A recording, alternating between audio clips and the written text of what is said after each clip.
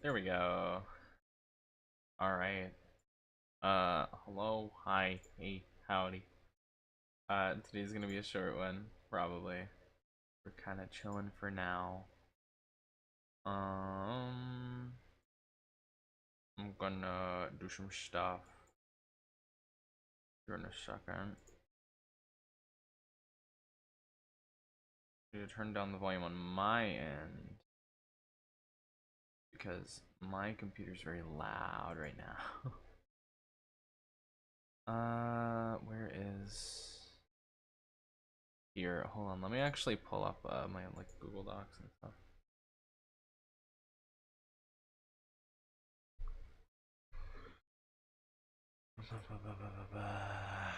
Open. Open. Open.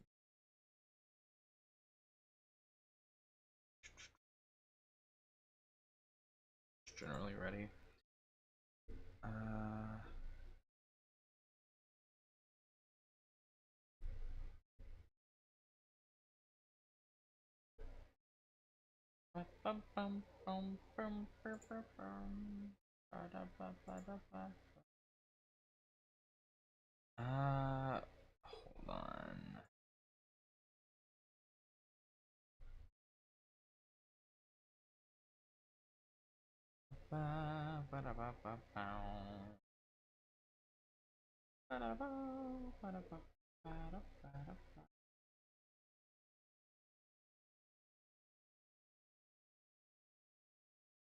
I remember where I sourced certain images from. Hold on.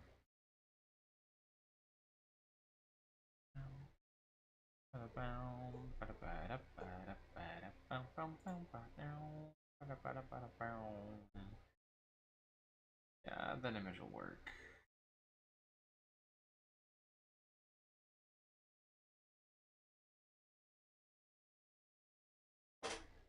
Huh.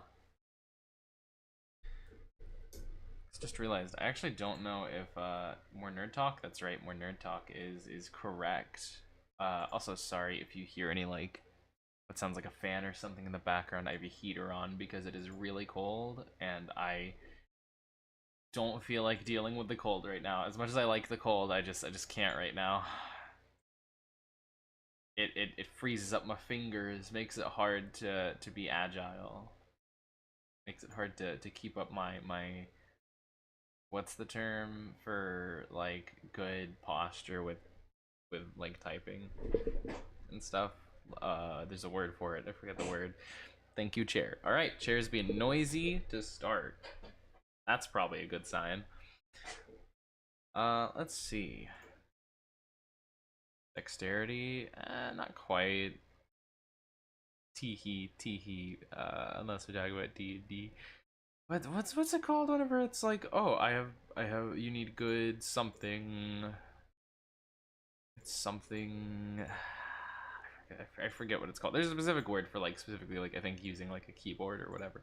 Anyway, let me make sure everything's good here. I think we have generally everything we need open. There's one thing I will actually get open as well.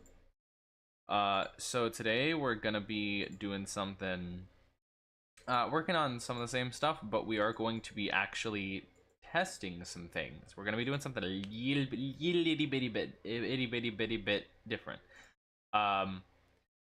So, whereas before we were kind of just talking and yapping about stuff, I wanted to actually test out some stuff. So, we're going to run some little scenarios here. I have not made them beforehand. I will be making these on the fly. We're going to be running some silly little scenarios here. Let me see if I can find the right... Is this it? This is it. So, the plan is we are going to... I guess I could go over to like a new page or something. Well, no, I kind of like this page. So I'm just gonna clear all this. You're just gonna have to ignore these guys. They don't exist.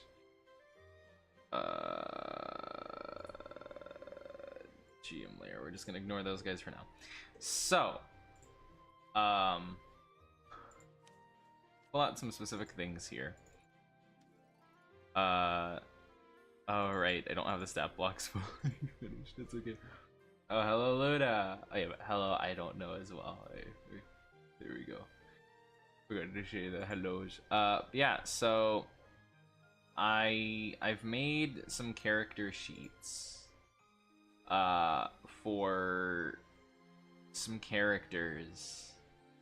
For testing purposes, and we're gonna see how that goes. Now, while I do have some ready, we can also make some real quick, which actually I was hoping to make at least Lysithea. Lysithea is one that I would like to try and figure out, because I've been thinking a lot about Lysithea and how on earth, if you made her, because I'm trying to go into this mindset with like, not the mindset, trying to go into this with the mindset of like, okay, if these were player characters, how would I make them, right?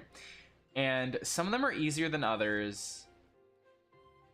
And then the ones that are hard are like actually difficult to figure out. I think Lysithea is one that is really weird. Main reason being, hey, you know what Lysithea does and has in lore that just isn't standard? Who's in the bottom right for names? Bottom right. Bottom right. That's you broken. In the bottom right for names.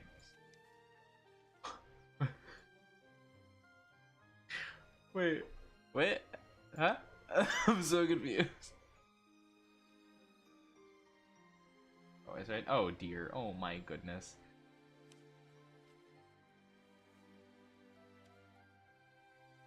Bottom right for names. I'm trying to figure out what you're talking about. I'm like, what? Bottom right with the green. Oh, Flane. Little Flane. Yeah, they're on the token layer or the GM layer right now. Bring it to the token layer though. Look at her. Wow, look at Flane. Good old Flane. So I actually have stat blocks for Dorothea, Bernie, Flane, and Shez already. I've tested them out before. They are okay. The test fight with them went a direction, that is for sure. So we are, first of all, I would like, but yeah, Lysithea is gonna be a tough one. I would like to make certain sheets, so some of these I'm gonna use again. So I've already made Claude, Dimitri, and Edelgard. Byleth I have not made just yet. We're probably, if we do something with the Lords as focus, we're going to use Shez instead of Byleth for the time being, probably. I like Shez better than Byleth, but that's just me. Anyway, there are two stat blocks at least that I would want to get figured out, and that's Lysithea and Marianne. Lysithea die of the Creskers after 25 turns. Yes, she will explode. So anyway, I just downloaded. Not fighter, but gives advice. Yeah. So okay. The thing about Lysithea here. Hold on. Let me. Hold on 1 second. I need to grab a 5e character sheet. Grab a fillable one. Oh, I can literally make it on. I'm not gonna make it on Roll20. What do you think I am? We're using this bad boy. That's right. We're doing it manually. Okay. So. First of all, this is Lysithea. What is her name? Dearest Lysithea, what is your name? Von Ordelia. Okay, this is Lysithea Von Ordelia. Okay. Race, she's a human. I believe she's from the Adrestian Empire. Could be wrong about that. Won't be good for goodness. I believe Lysithea is from the Adrestian Empire, correct? Is she Leicester? Is that what she is? From the Leicester Alliance. Wow. It says it right. Okay. Stream died. Yeah, stream died. Stream died. It should be back. Should be back. Are we back? Are we back? Are we back?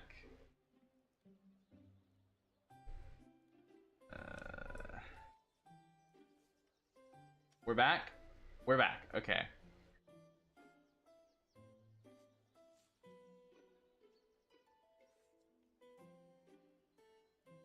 Gonna type it in chat. Try refreshing for any. Here we go. Not back for now. There we go. So, not sure what happened there, but we'll get there, I guess. So, I know what happened. Probably it's probably because we have a ton of stuff open. So, I am.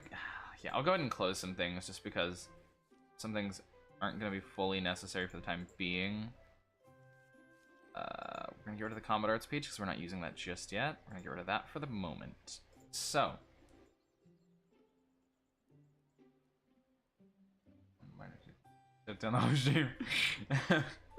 yeah, no, sorry, I can't handle criticism.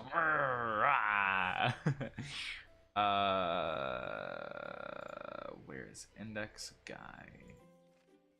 Open that bad boy up. I need to open that bad boy up. So, EFGHI. So the thing that we're gonna do here, actually, her being Lester is very interesting. I forget. I was like, I swear she's Lester Alliance or something different, but there you go. So, page 40. So actually, that would change some things. All right, background. So actually, this little supplement here does add some backgrounds, and that brings on a good question. Because I'm trying to figure this out. Let's see. So there is an experiment victim background, which I think would make sense for Lysithea, because that's what she kind of is. But I don't know if she would also just be something different. So, yeah, I don't know. We back, yes, we back, we back. Professional victim. God. Actually, literally just before I started stream, I saw like a thing on Reddit that was like, why do people even like Bernadetta? And then someone was like, and somehow a conversation about Lysithea started, and people were like, oh, you gotta give Lysithea some grace, you know, she's dying, blah, blah, blah, blah, blah. But like, hey, dude, look, Lysithea's a jerk. Needlessly so. Needlessly so. Oh, man. She's a bully. She's a bully. But, I mean, you can give her some grace, I guess, because, like, I mean, if you saw people squandering potential, then you know, I guess that's understandable from the... If the perspective is like, oh my gosh, I'm dying, I know I'm gonna die in this amount of time, and there's so much I want to do, and these other people around me that are older than me and have so much more time are squandering their time, wasting it away doing whatever. Like, I guess if you look at it from that perspective, and it's like, okay, you know, it's like... could feel like others aren't being very grateful for the time they have, and they're not valuing it, but, you know, I mean, that's not an excuse to be a jerk to Ignatz, for instance. She just bullies Ignatz. It's not cool. Almost all 14-year-olds? When I was 14, I wasn't a jerk. My friends weren't jerks when they were 14 either. We were all pretty chill with each other. Actually.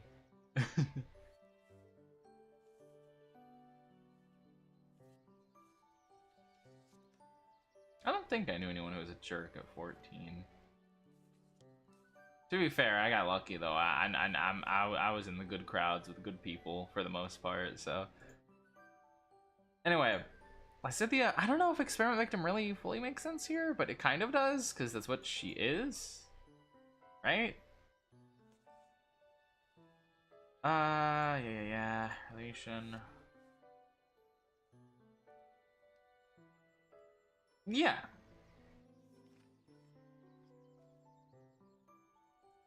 Yeah, she's an experiment victim. She's an experiment victim. That's what she gets to be. Congratulations, Lysithia. Player name, Lysithia. Ah, yes. Ooh, if we had to give... It should be an optional side trait to take ups and downs. Here's a good question. What alignment is Lysithia? Is she like... Would we call her neutral good? Would we call her neutral good?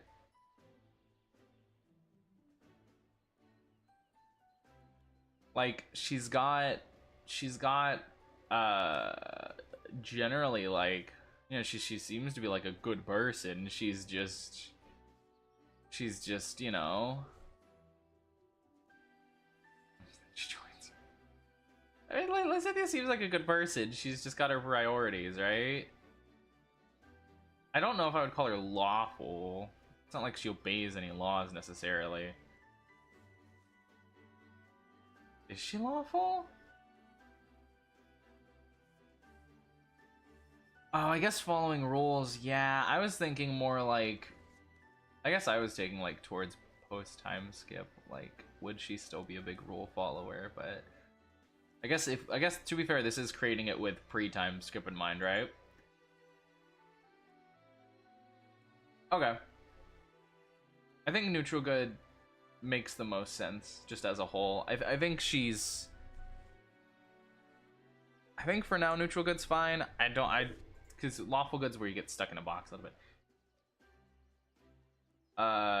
Neutral. Are you asking about neutral as in like what does neutral mean, or what? Or are you just asking like should she just be straight up neutral?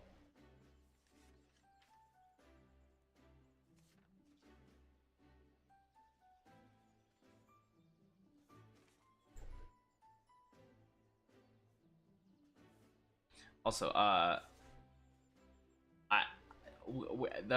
okay, so this will be level 1 to be clear. There is an there's a distinct thing about Lysithia that just makes building her as a character really difficult. And I think I found a solution while I was thinking over it last night. I had a few different ideas at first of like, oh, what would she be?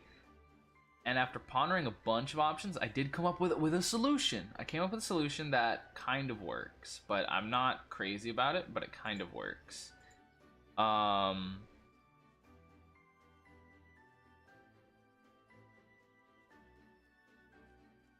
So hold on. You know what we're gonna do first? First, let's fill in the little features and traits here. She's Lysithia. She do be Lysithia. So she is an alliance person. So what does she get from the alliance? She gets these things. Lineage. Choose which are they. Yes, I would say they. That one, but at the same time, whatever. Anyway, I'm getting lost in my head here.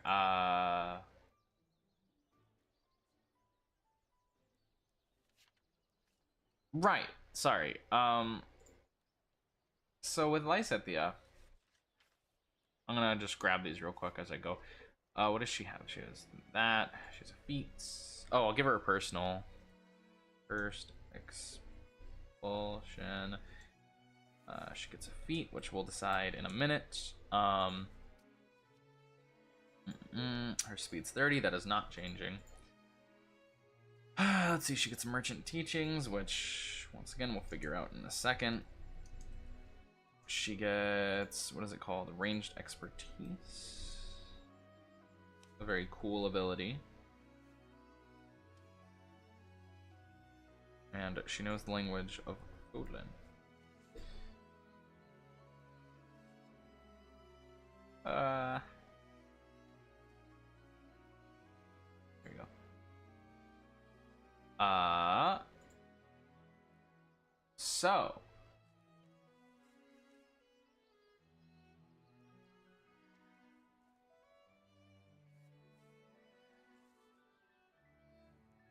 show. First thing we need to do. I'm gonna hide the thingy for a second. I need to put up some pages. We're gonna just roll stats. For this, normally when I do like rolling stats, I'm a lot more generous about it. This time we're just doing this for the sake of doing it real quick. This is more to like test with what we're given rather than be like, oh my gosh, blah blah blah blah blah. Let me grab the macro I use. Macro. La la la la la. So at least we want to get Lysithea done here. Load of. So that is another thing. We will be looking at growths. Growths are actually very important for this. They will help give us guidelines as to what does and doesn't make sense. Looking for Lysithea. Oh, I can close this now that I have that. Here, let's go ahead and roll the stats here. All right. I realize you guys won't be able to see it very well. Hold on.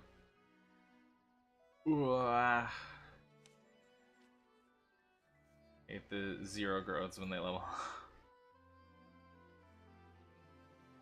First of all, that's the right thing. I've just got to figure out, do I grants thou gears? Yeah. Do I need... I'm trying to figure out if I should make a separate thingy to let you guys see the chat thingy specifically, or what? Hold on, can I? No. Let's do what I wanted it to. Here's what we're gonna do. Just for this, I'm gonna let you guys see here. This is the macro we're inputting. We're gonna enter this. We just gotta hit enter, and then it'll roll all the stats. It'll roll the set of stats. And then I'm gonna do an additional d6 to replace something. You'll see what I get at. So, okay, pretty good overall. And then what I do is I roll a d6. This is a fancy thing I do. Okay, we got a 5. So, quick little explanation. Normally, when I roll characters for a game, I roll 3 sets of stats and then roll a d6 afterwards. You pick whichever set of stats you want, and then that little d6 you roll afterwards is to replace one of the d6s you rolled for the stat set you chose. So for instance, since we rolled a 5 here, we can replace anything lower than a 5 with a 5. So for instance, with this 15, we have a 3 as our lowest. So we could turn that into a 5 and turn the 15 into a 17. Which we might actually do here. We might actually do that. I think that is actually what we're going to do. Actually, we'll see. Hold on. We might not need to. Oh, shoot. Wait. Oh, no. Wait, that's actually really nice. Yeah, we bumped that up to 17. We can do that. Actually, this works out really well. That's exactly what we're going to do. So. We are going to take this little set we have. So, we're going to take that 15. We're going to replace that 3 with a 5. So, we have a 17, a 16, 13, 12, 11, 11. Really good start. And hey, it fits for Lysithea. If only we had like a negative for con, but you know what, we'll get to that. So where are we gonna put all of these? It's a great question. That's a great question myself. So we're gonna build her closer to how she is in the game. So that means really, we just need 2 stats for her, and the rest can just go south. The rest can just leave. The 2 stats that only really matter for her are going to be charisma and intelligence. Everything else can just just go. Everything else can get thrown away. It doesn't matter. But we might as well try to have some accuracy here. So it's interesting. Her dex and speed are kind of high, but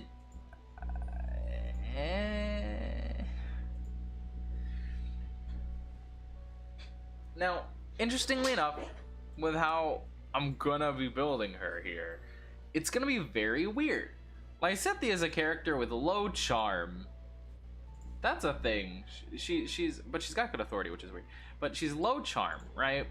That means, you know, she's not a big yapper. She's not as the kids would say, the Rizzler, right? So I hate that I just said that. So her three big ones, everything else isn't good, like, at all. Magic, dex, and speed. So what's gonna matter? Well, her spellcasting stats are important, and it's notable she's very intelligent. And according to this, she's very speedy, or at least able to manage doing stuff. So, what's gonna matter here the most, I guess?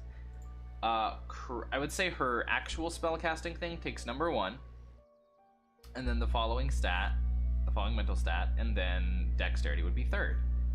And then everything else gets to fly away to wherever. So, with what we've rolled, we can do a few things here to guarantee some stuff. So, I think what we want to do, especially also because we get a feat that we can use to change some things here, potentially get a feat that increases a stat as well. So, I think what we do is, because we have a +2 and then we have a +1 that goes to charisma, I'm thinking, I'll go ahead and tell you guys the clash that we're going with. I'm thinking we go with a sorcerer. I think sorcerer makes the most sense for Lysithea. Now, the problem with that is,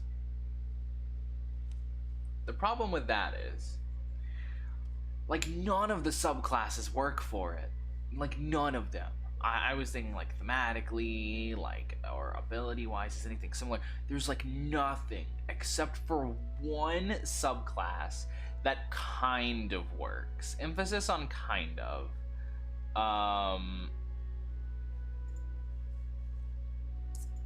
And it's a bit of a funky one. There is a sorcerer subclass called the Lunar Sorcerer. Looks at camera, looks at chat. So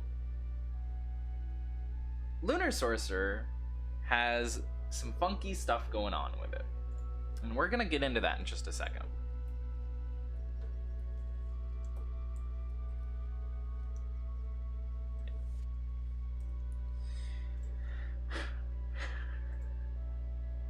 First, I'm gonna grab the little traits, what they're called, so that I don't have to keep bouncing back and forth. So give me just a second here.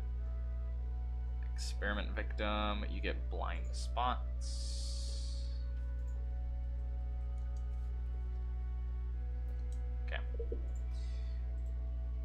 So I'm gonna pull this up in just a second. You're gonna have to forgive me. Give me just a second here. I'm gonna use a thingy.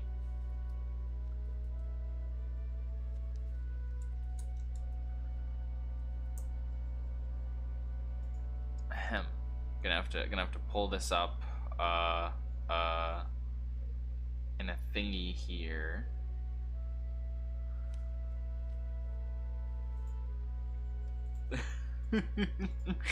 Hold on. Let me grab some things here.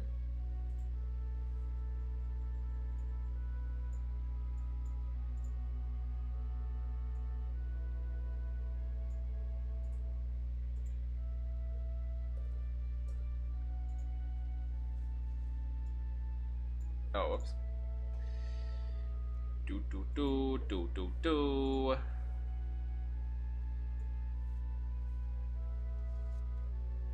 Yeah, I could just screen cap all this. Sorry, I'm being careful to make sure I'm doing stuff correctly here.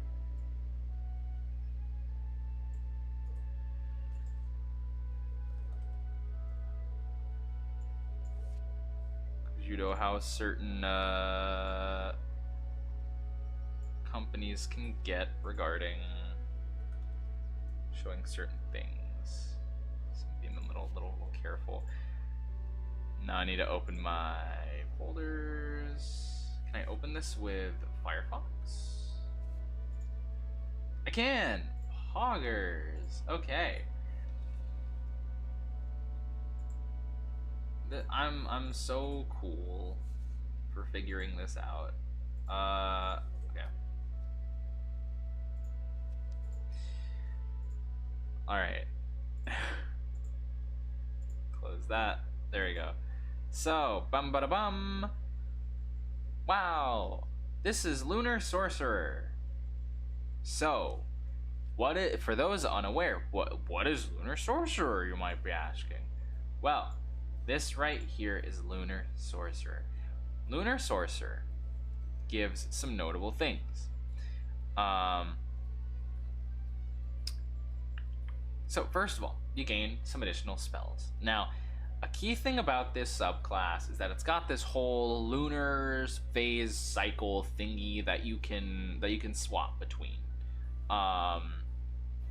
It gives you some spells based on the phase you're in currently, and you can change that phase when you finish a long rest, essentially when you go to sleep for the night. And it gives you different things and different benefits as you level up. So, a key thing here is, hey, which of these spell lists actually makes sense for Lysithea, right? You know, she technically has access to all of them, but which of these would make sense for her to maintain 99% of the time, right? So, you know, you've got some interesting stuff here, like Full Moon, you've got like Shield, Lust Restoration, Dispel Magic, Death Ward, Telepathic Bond, all very cool, right? You've got Crescent Moon on the right, which is like Color Spray, Alter Self, Phantom State, blah, blah, blah.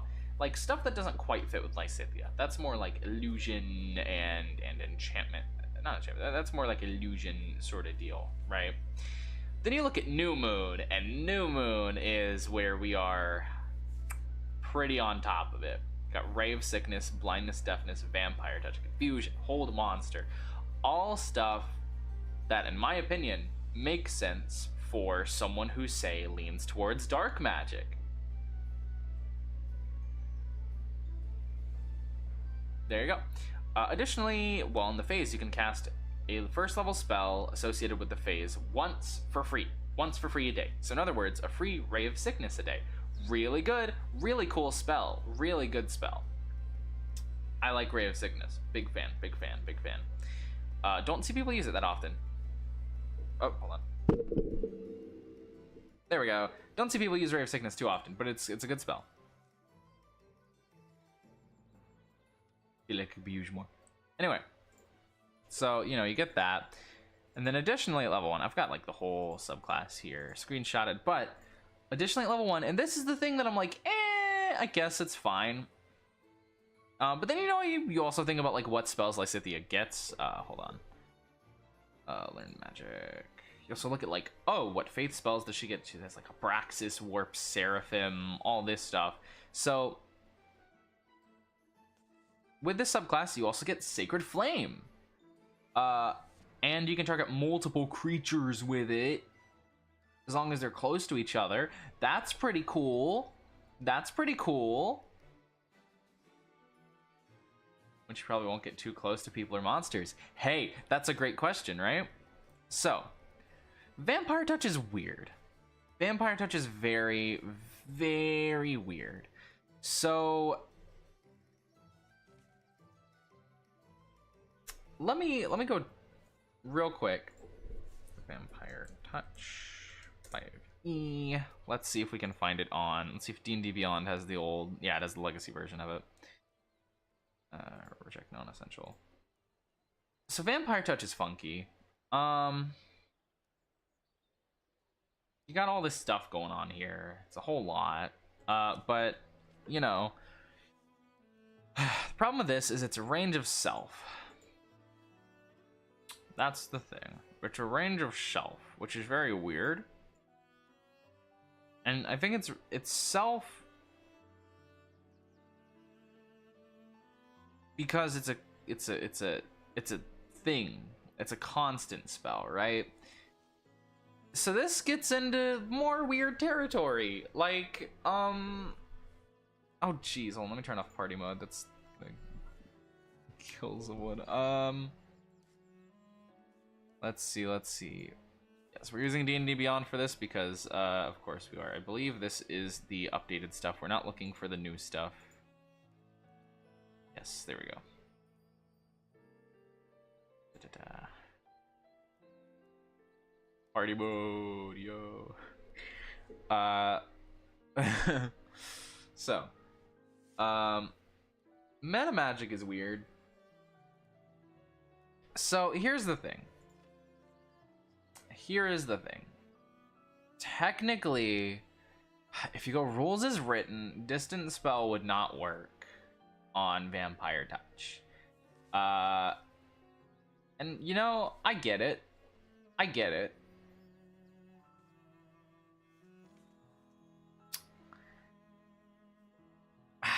But why? The tag stat won't be on the sheet.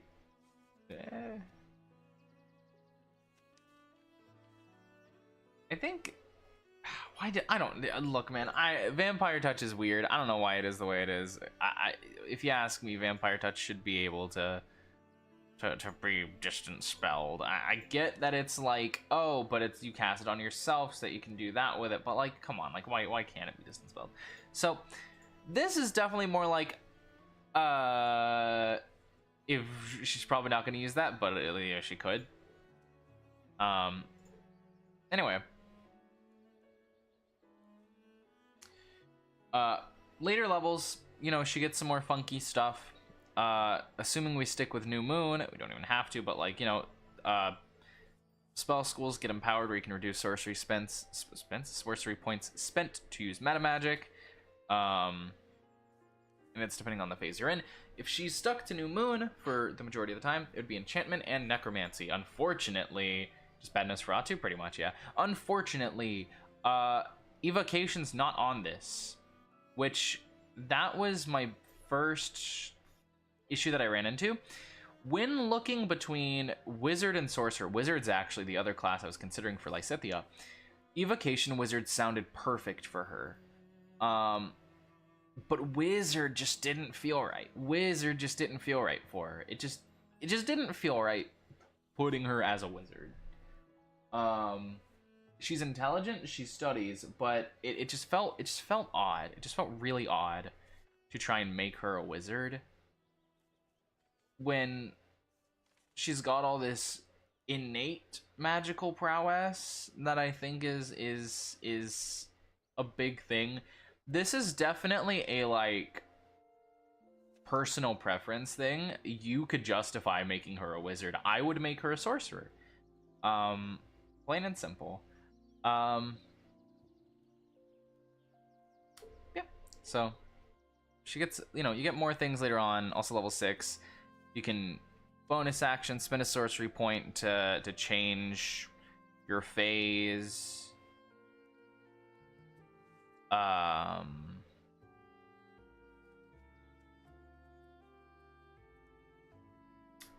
Which is fine, I guess. Not really gonna get used, but you know, it's fine.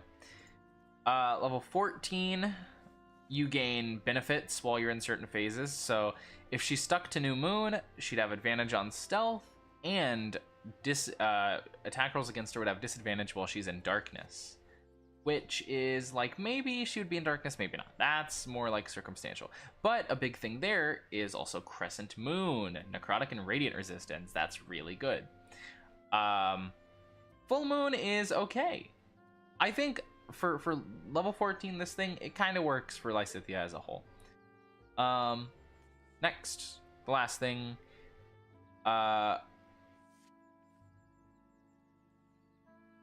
You can use an ability based on the phase you're in. These are all cool things, very cool things. But notably, the okay, Let's real quick go back to Lysithea. What does she have? What does she get? Heal, Nosferatu, Seraphim, Warp, Abraxas. Hey, you know what's really cool?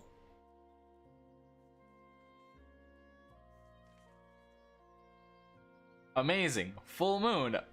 Yes, this is at level 18, but like, you know, still, this is you know, this is always something you get later on. But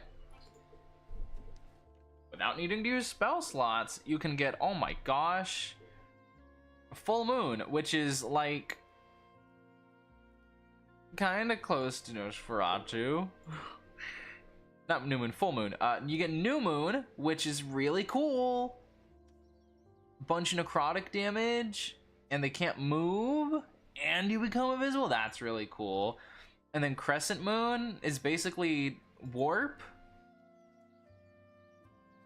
and you gain damage resistance. Wow, that's really cool. Anyway, overall, I just felt like it fit more with vibes, I guess. It works. It works with replicating stuff. So, that leads me to, oh, I guess we have to go ahead and put in the sorcerer stuff real quick. Hold on 1 second. Sorcerers at level 1, they get spellcasting, sorcerer's origin. I'm just gonna plop those in as they are named. Spellcasting, sorcerer's origin. They are lunaire sorcerer.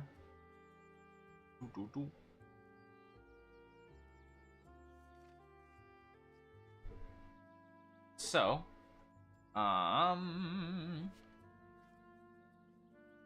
let's real quick. Yeah, people tend to do proficiencies in whatever order. I think for Lysithea, a #1 key thing, regardless, is let's go ahead and do the racial stuff while we're here. Well, actually, sorry, we're gonna put the stats first. Sorry, stats come first. So,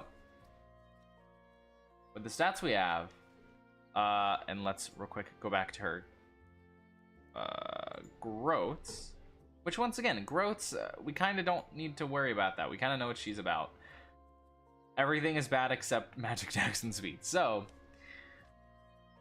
what we're gonna do here is we're gonna focus her spellcasting stats. So with what we rolled, let's do lowest to highest here. Lowest would probably be strength, and I would argue con. So these being as they are, she would get a +0 to both. Following that up, I think would be wisdom. Lysithea, smart as she is not a very wise person, if you ask me. Or wise isn't the word, but she's very socially not amazing at what she does. Very socially, I wouldn't say unaware, but like, you know, it doesn't seem like she consciously thinks about other people, which I would argue would be lower wisdom. Let's see. Next we have these other three. So we've got a 13, 16, and 17. 13 would go into Dex, I think. We have the 16, which I would put into Intelligence, and you're going to see why in a second. And then 17, which I would put in Charisma. So, because she is a lesser human, she gets a +2 of her choice wherever she wants, and then a +1 to Charisma. I'm going to show you here in just a second. Right there. Let's go Charisma. These two others increased by 1 based on the region. So, what we're going to do here is we're going to, because of that, she gets to increase her Charisma to 18. Wow. And she has a +2 left over, which we can kind of put wherever. I think you could put this into Intelligence and justify that, or you could put it in Dex. I think for the sake of this, we're going to put it into Dex.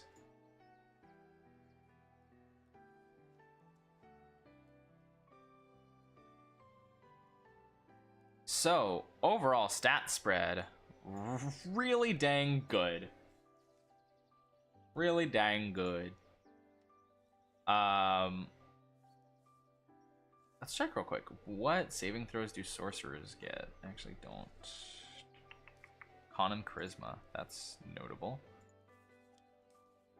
Bop, bop. So, got some other stuff going on here.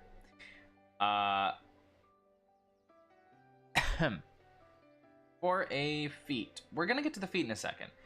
Let's do the merchant teachings thing first. So, what does that get her? Proficiency in a skill and artisan's tool. Okay.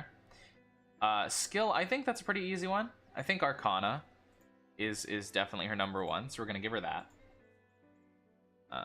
Arcana. And then she also gets an artisan's tool. That's a little hard to determine, I think.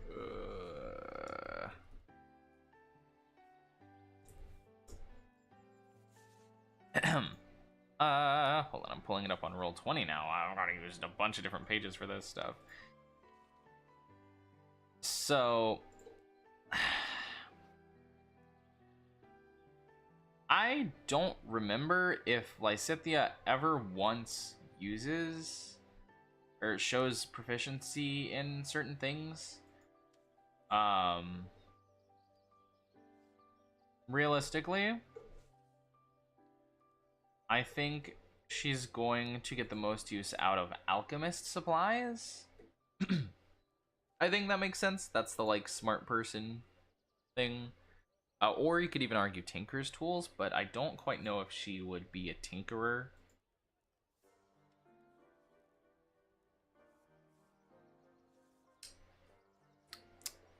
Roll20 is gonna take a moment. There we go. Oh wait, no, it doesn't show the full thing. Why doesn't it show it? Oh well. So, I think alchemist supplies or tinker's tools could work. I don't know if any of the others particularly fit. I feel like you could maybe make an argument for like weaver's tools or something, but even then I wouldn't say that. So for now we're just gonna go with alchemist supplies, just because don't know anything that would fit better.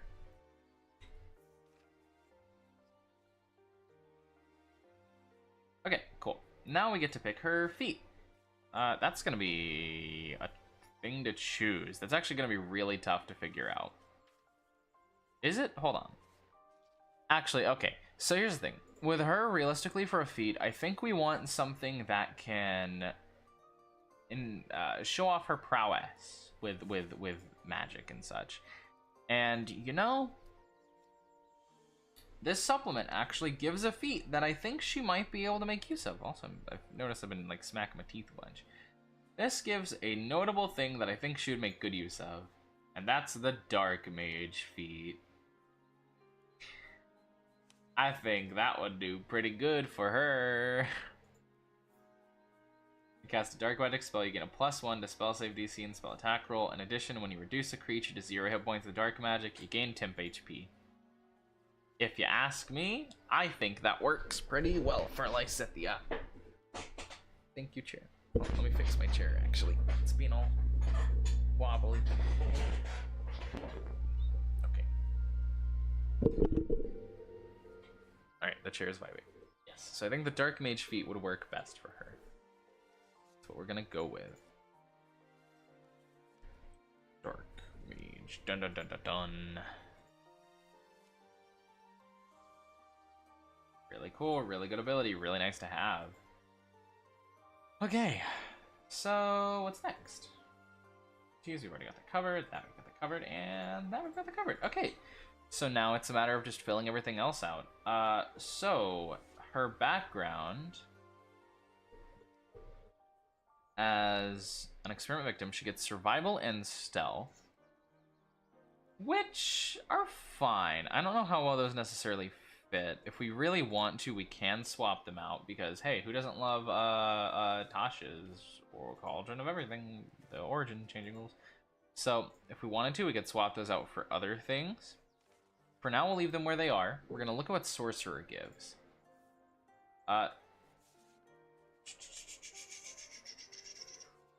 Well, actually, hold on. No. I don't need to bounce between everything. It's not good. It's not good to do. Hold on. Background. We're gonna fill out the background stuff all the way first. So, she gets 2 languages of her choice. There are a number of languages to choose from. I think what makes sense the most for her. I have to scroll and scroll and scroll. I think what makes the most sense for her, Old Fodlan, which is what it would essentially just be like those who slither in the dark language. And she gets 1 more. This one, I'm not really sure on. I don't know.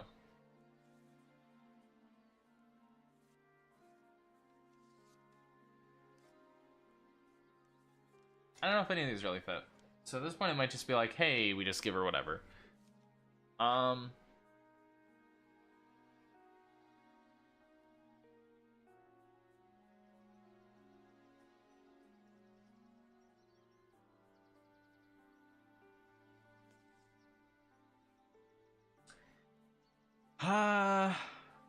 Yeah, I really don't know, actually. I think we could argue just something obscure, maybe. Like Morphan. Sure. Why not? That's obscure and probably something she would have.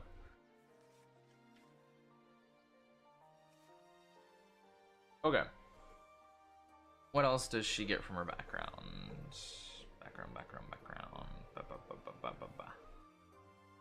She gets a bunch of equipment. Alright, cool. We're just gonna copy paste that as is.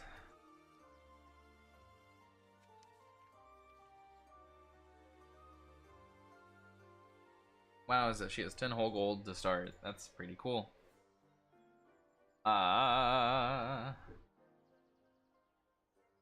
Okay.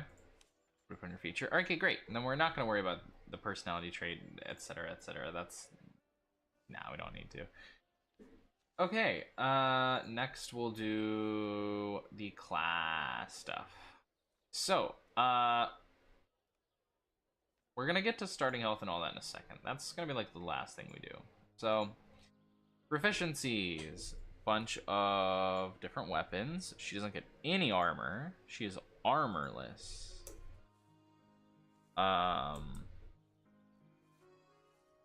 Alchemist supplies. So, we've already got the saving throws. I keep smacking my teeth. I need to stop doing that. That's a bad habit. We get to choose 2 from this list here, and you know, gotta say, not the best list in the world, but I think it can work. I think for Lysithea, intimidation and religion makes sense, and that's what we're gonna go with. She's a smart girl, and she is definitely intimidating if how she interacts with certain people is anything to go by. I highly doubt she can deceive very well. I highly doubt she's insightful, and I highly doubt she's very persuasive.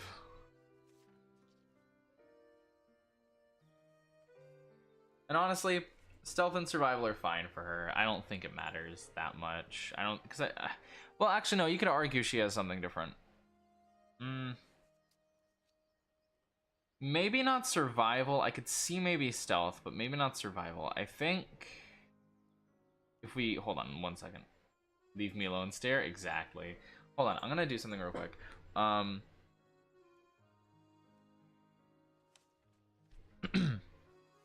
Now, there is a ruling on customizing your origin. This is from Tasha's Cauldron of Everything, if I recall.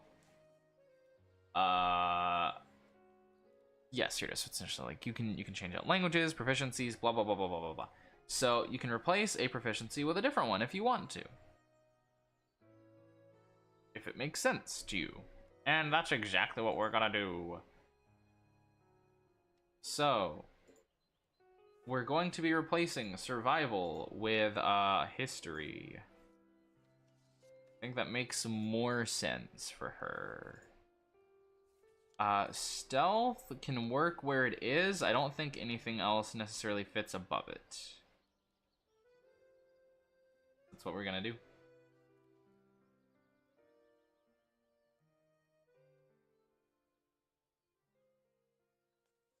Hold on, sorry. Give me a second here. Oh no, I kept doing that. I'm trying to move it back. Sorry. Oh, there we go. Apologies for that. All right, great. Just one of my pages just break. No, okay, we're good, I think. So we got all this stuff settled. Now we can get the rest of the equipment. Light crossbow or any simple weapon. Lysithia's Lysithia. She doesn't really use weapons necessarily. Sure she has a dagger. I don't know if she would have a crossbow per se. What sort of weapon would fit Lysithia? I guess there's another. You could just give her another dagger. I mean, she's not really much of a weapon person. I guess having an extra dagger is fine. Oh, but then she already gets 2 daggers from being a. So she'll have 4 daggers. I brought up my backup dagger for my backup for my backup for my dagger. That's really funny, actually. I don't know if she would, but I do think that's funny.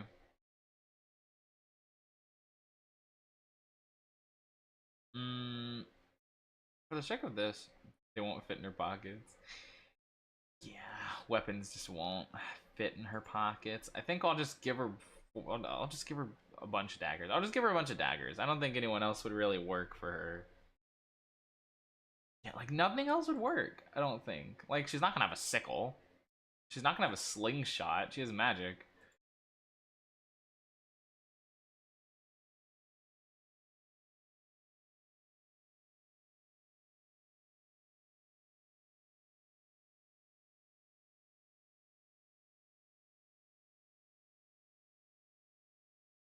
Alright, congratulations, Lysithia. You have 3 daggers. Technically 4. Magical daggers, ah, yes. What else do you get? You get component pouch or arcane focus. For her, I think an arcane focus makes more sense.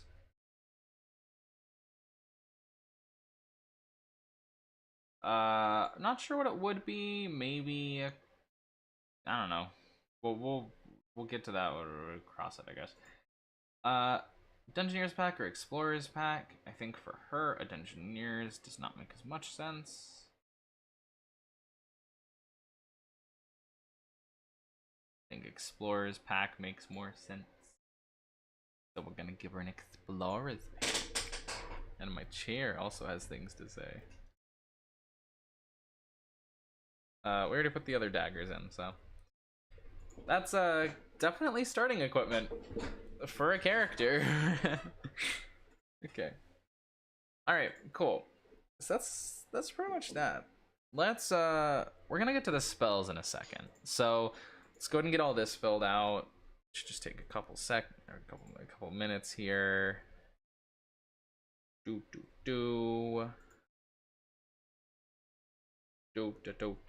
starting with an 18, which is really nice. I'm glad we rolled as good as we did for her. Makes sense. Plus 2, plus 1, plus 5, plus 0, plus 4, plus 5. La da da da da, ba da ba da ba da, bow bow bow. La da da da da, ba da ba da ba da ba da, bow bow. Oi oi oi.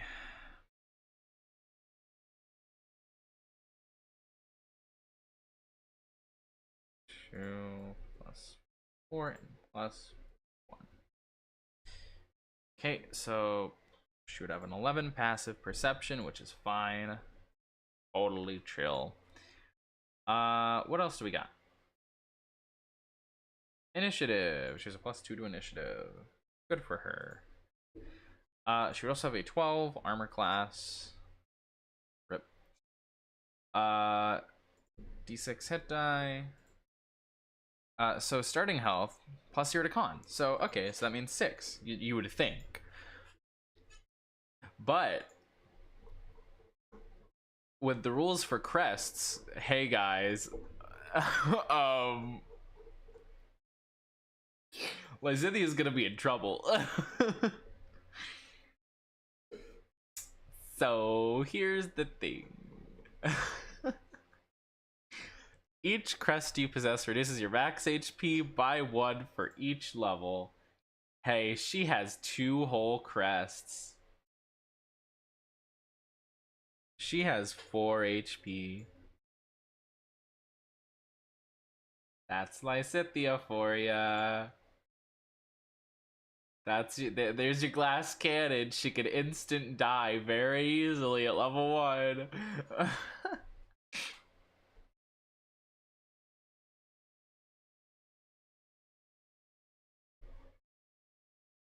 You know, it feels bad, but like, you know, what are you gonna do, right? What are you gonna do? Better hope she gets to attack first.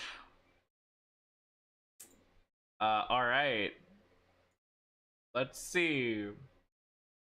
Let's grab those crashed. I'm going to go off memory here. I don't need to look. I believe she has Major Gloucester, Minor Karen. Not even Archer. This, yeah, exactly. Double check. I will double check. Major Gloucester, Minor Karen. So Gloucester. Okay.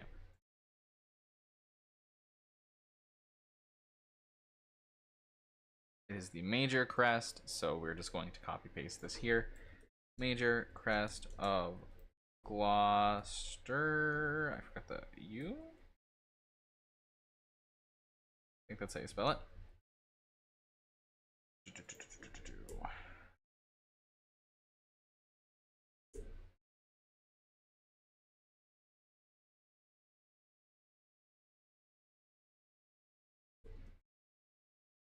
Okay, and then she has a minor crest of Charon.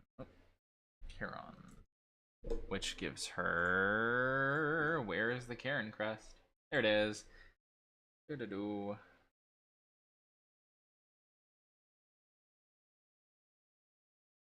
Wow.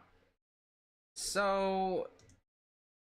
Major Crest of Gloucester is pretty huge, actually, from the benefits that it gives. Cause, hey, when she deals damage with a spell, she can add a D10 to the damage.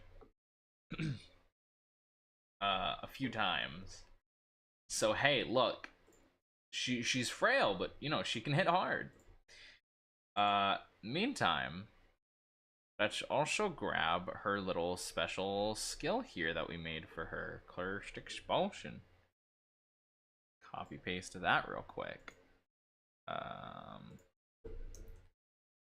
Boop.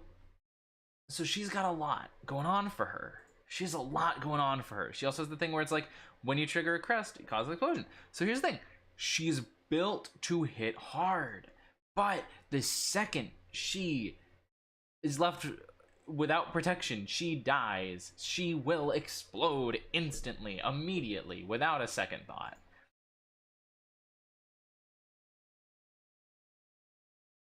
One of the downsides of having several crests. So, yeah.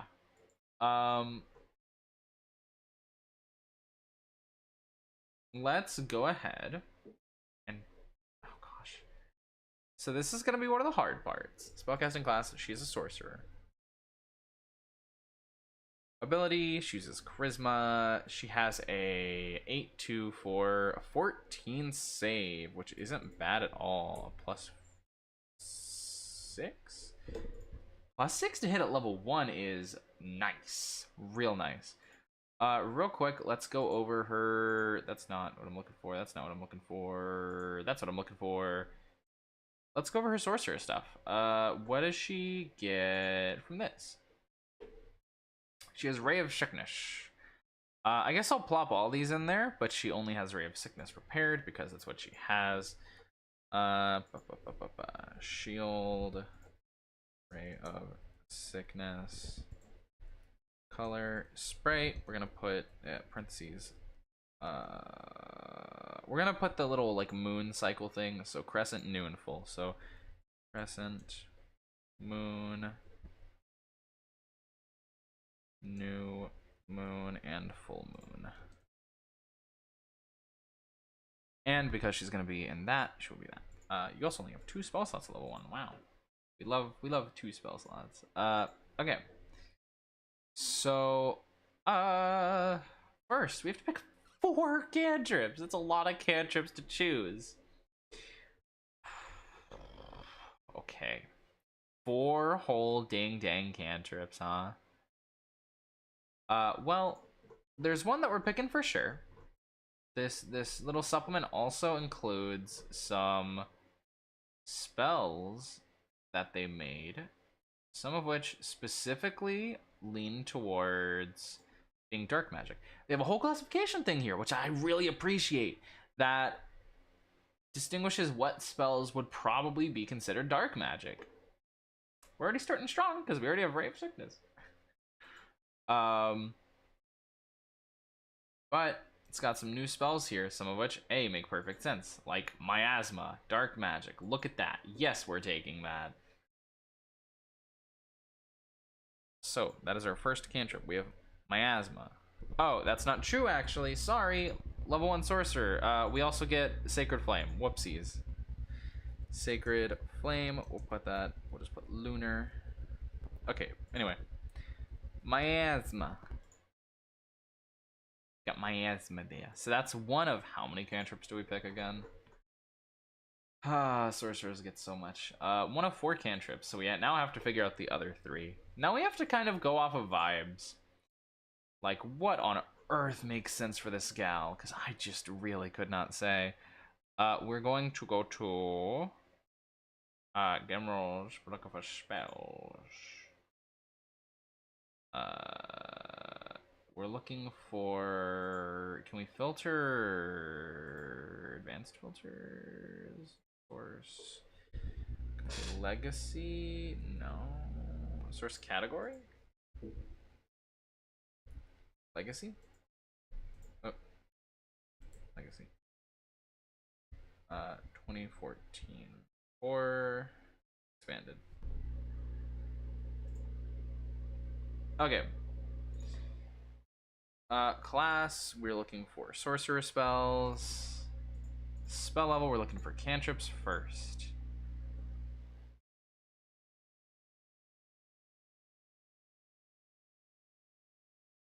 Okay. It didn't save the other filters. Okay. 2014, legacy.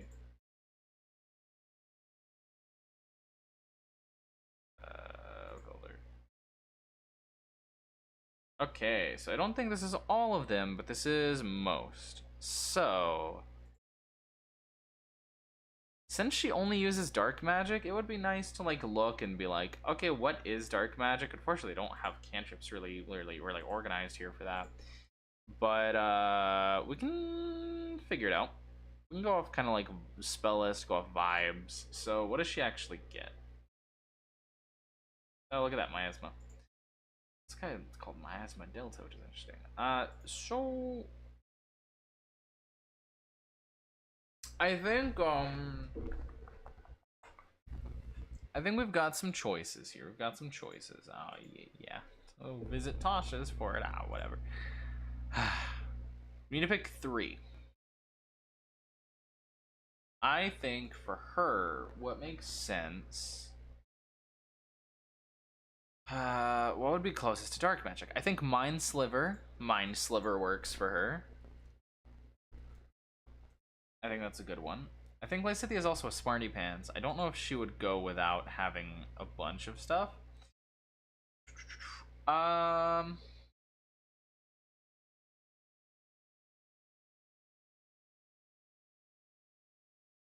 Do we think she would? No flux. No flux. Sorry. Do we think she would have like Booming Blade or something?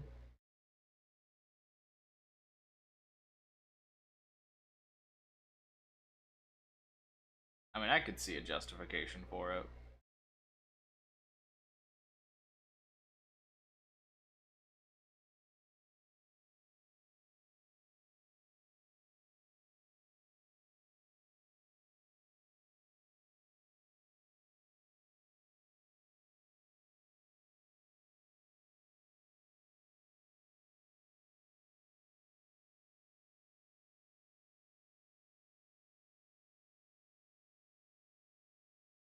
It's not great.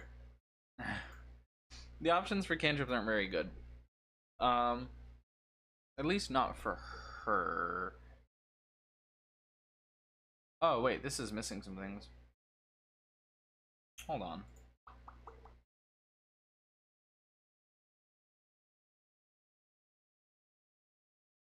Isn't it?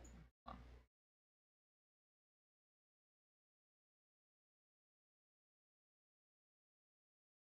Oh, whoops.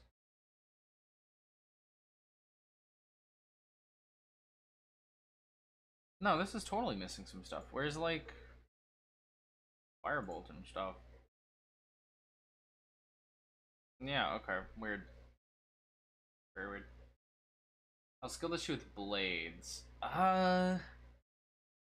Well, you know, she has a unique sword combat art.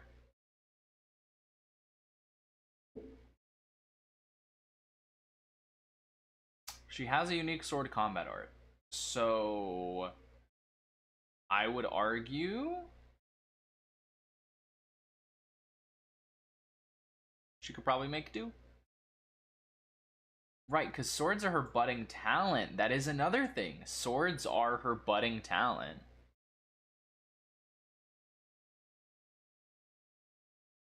So I think you actually very well could make an argument for something like Booming Blade.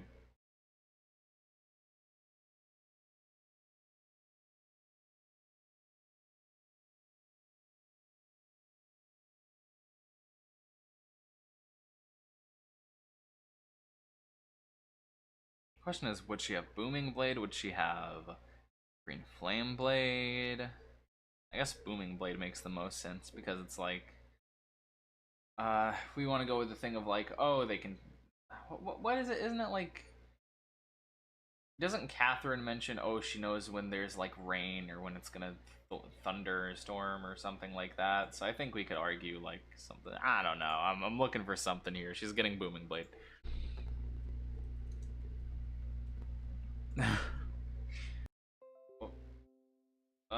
Stream died for a second.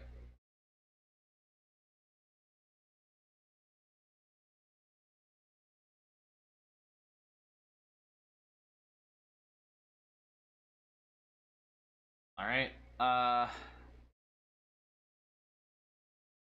think whatever else worked. I guess we could just say Chill Touch. I guess Chill Touch works. Sure. Now I'm gonna do something called alphabetizing, because goodness me, I prefer to alphabetize these.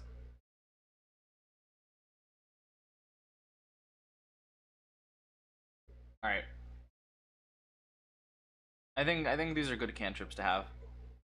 Now we pick. How many spells is it? Go back to sorcerer. As a sorcerer, she's gonna get a whopping 2 first level spells. Yes. We are looking for sorcerer, first level. Yeah. So, what? Uh, where is? Where's the thing? Where is the thing? Let's see what counts here. Realistically, we want to mostly stick with dark magic. So let's say, what do we have? We have Hex, Witch Bolt, Rave Sickness, Dissonant Whispers. Let's see what a sorcerer can actually get. I don't believe a sorcerer can get Dissonant Whispers. The Dissonant Whispers would be a really good one. Ba, ba, ba. Oh, whoops! I didn't mean to. Oh, I don't want to buy Acquisitions Incorporated. Gosh, what would actually be good for her? She gets only 2.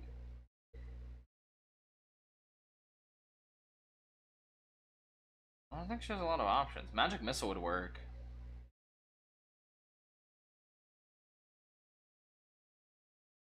I guess Magic Missile is a nice one to have. Sure, sure.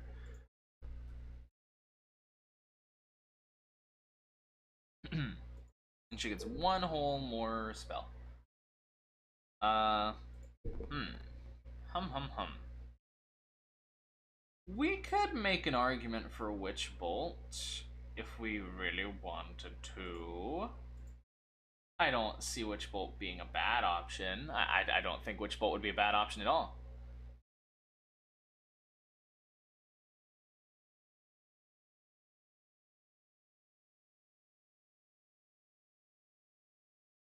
Oh, wait, maybe she would have Mage Armor. Wait, do Sorcerers actually get Mage Armor? Oh, shoot, they do.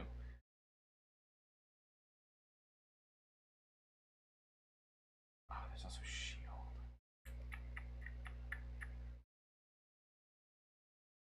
Okay, hold on. So big decision here. Yeah, she's all about being a powerhouse and all that. Do we want to give her like shield or mage armor or something? Some way to defend herself?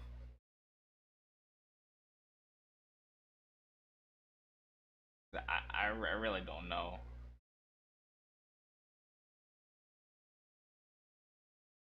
Okay.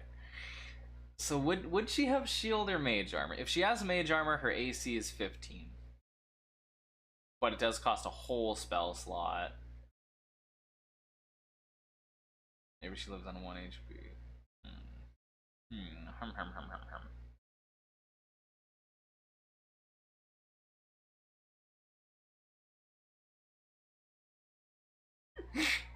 Hold on.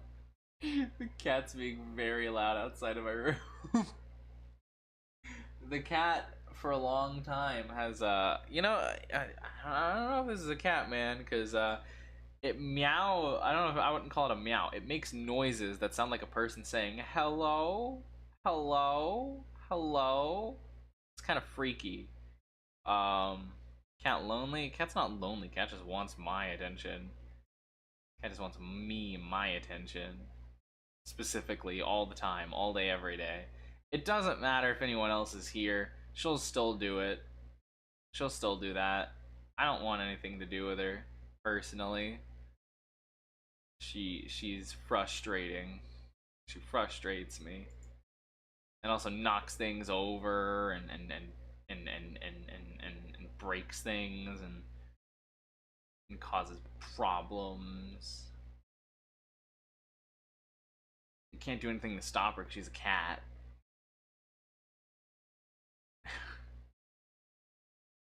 See, this is why I'm not the biggest fan of some cats. Well, I'm not the biggest fan of some cats. But no, she'll be fine. Um, Mage armor or shield? Or give her the shield. The shield is probably the safer play. Yeah, because then she can't get gunned down by like magic missile, for instance. Oh wait, she would already get shields from full moon, but I guess this is just to have it fully prepared, huh? Right, because no, she'd have to shift her thingy around, which she wouldn't be able to do until a long rest. I think giving her shield full time is the play. Yeah. Okay, cool. Look at that. Wow, this is Lysithea. Oh, we can put down her damage stuff. What does she have? She has. We'll put down. uh.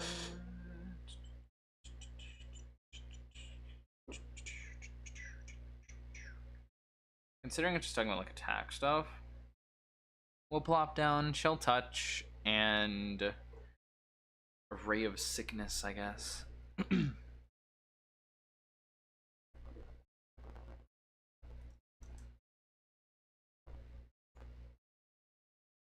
And we'll put down her Silver Dagger. So she's a +6 with these because she's insane. I believe this is a D8 of necrotic damage. This should be, double check here.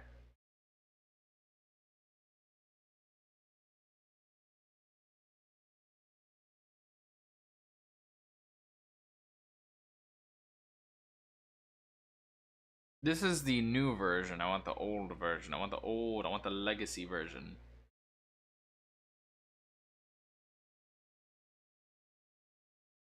Legacy, please. Ah. Oh my gosh, no wonder. Hold on. Hate how this is now. Goodness.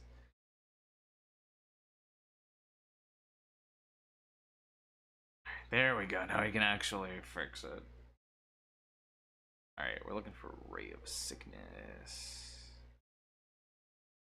Ray of Sickness. There it is. Okay. Really? I need to purchase the player's handbook. Okay. Okay. Hold on. I'm not gonna purchase it on D&D Beyond. I already have it elsewhere.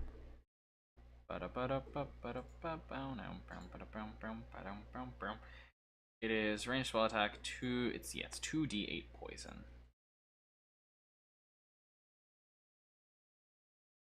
It's 2d8 poison.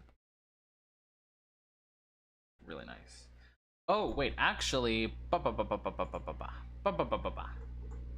we're forgetting. She has the Dark Mage feat, so she has a +1 to the attack rolls and stuff. I think Chill Touch. Would I argue Chill Touch is dark magic? I would argue Chill Touch is dark magic. I think that's pretty dark magic, if you ask me. I'm gonna make that ruling personally. So actually, she has a +7 at level 1. The average enemy AC at like level 1 is like maybe 12 or 13. This is insane. And then Silver Dagger, she would have a +4 with it, and she does a D4 +2 piercing. Very nice. Okay. Look at that. We've made Lysithea, Von Ordelia. Look at her. What a gal. I'm gonna save this as Lysithea character sheet. Test. Wow. Great. Lysithea is done. Yippee. Cool. Okay. So. Oh, goodness. I spent so long making this. It's okay. It's okay. So. What we're gonna do now is we're gonna run a fun little scenario. We've already got Lysithea here. I'm gonna plop in some other characters that have been created. So, first of all, let's go grab some portraits. Here, let me actually get my little list of who I have completed here, and then, you know, I'll figure it out from there. So, I have these guys. I'll put you at number 1. All right, I have you, you.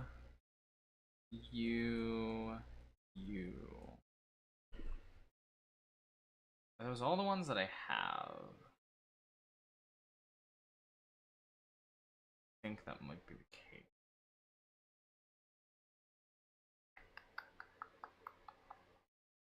Sorry, 1 second. Yeah, that sounds about right. Okay.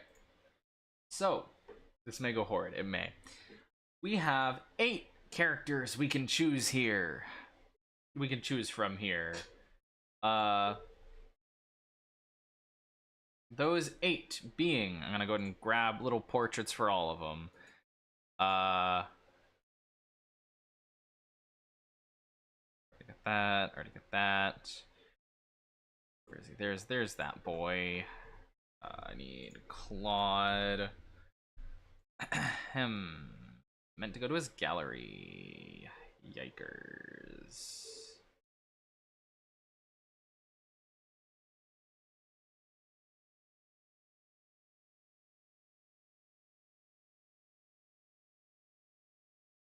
So many pages of stuff. My PC's gonna explode, I'm telling you. Alright, let's grab a little basic portrait for them. I like using the heroes portraits. I like choosing one. What's a good one here? Gosh, I like the devoted Claude one. That one's real nice. I like the resplendent one. That one's really good, actually. I like this. Let's use this. Loading. .png. Alright, we've got Claude's.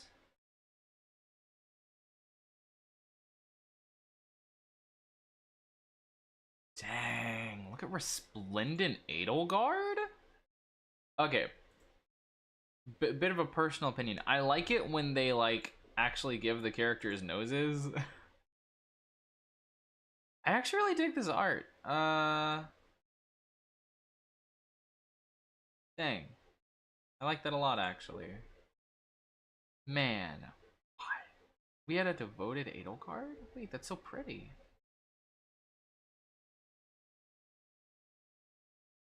Nose. I think we go with this one. I really like this one a lot. I like it a lot. Does Dimitri have a Resplendent yet? He does! Look at that boyo. Hold on, let's look at all these. Gosh, he has like 100 different things. Alright, we'll grab the boy right here.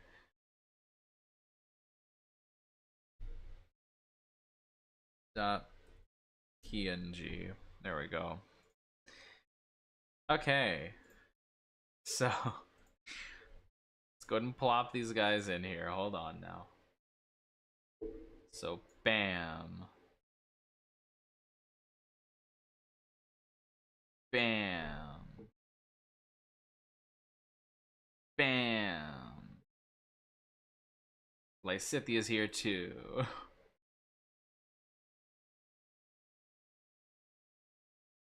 Okay, so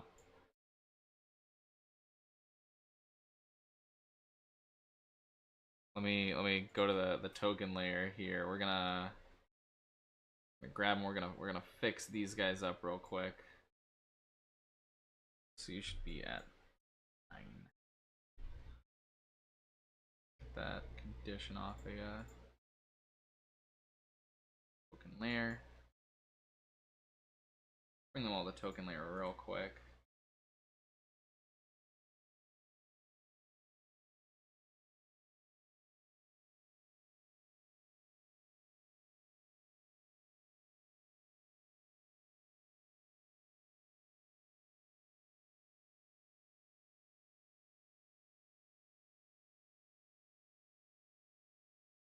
But it will never be the same. Busy with you appreciate the background noise. Ah, gotcha.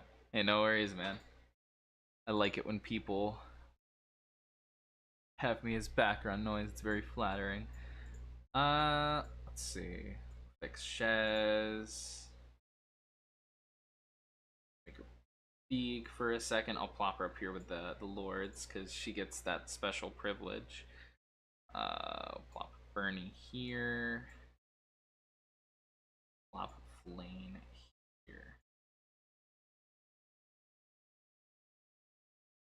Actually, I'll see if there are any different. Hold on.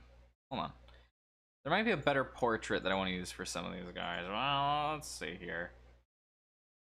I like the Shez one. I don't know if we need new. I kind of dig what they have already. I'm kind of just curious if they do have different ones. Just to see what they got.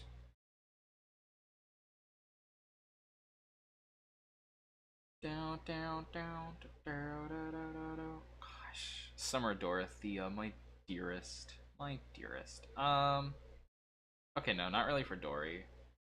Options, but they're not quite what I would go for. Okay. Bernadetta. Port portraits. All of Bernie's portraits are bangers, but unfortunately they're not what we're looking for. Who's the other one? Flane. I think we only have Flane and then Halloween Flane, right? Do we have like two? Yeah. That's it. Okay. Well. And I don't think Lysithea, I'll double check. I don't think Lysithea has a resplendent. Nope. But she does have some really pretty ones. Regardless. Very well. So, let me once again fix these guys up. Patch them up a bit here. Get rid of any little markers they may have. So, in regard to the rest, I rated Bernie 3 Hopes. I personally really like Bernie's 3 Hopes haircut. I know I'm weird in that. I know I'm an odd man out. I know I'm an odd man out on that. I like Bernie's haircut in 3 Hopes. I really like it. It's adorable. It's adorable. I'm brave enough to say it. I'm brave enough to say it. Okay, so. Alright. Stream back again. Stream back again. There we go. We're back again. Alright. I have an idea. We are rocking like 100 pages.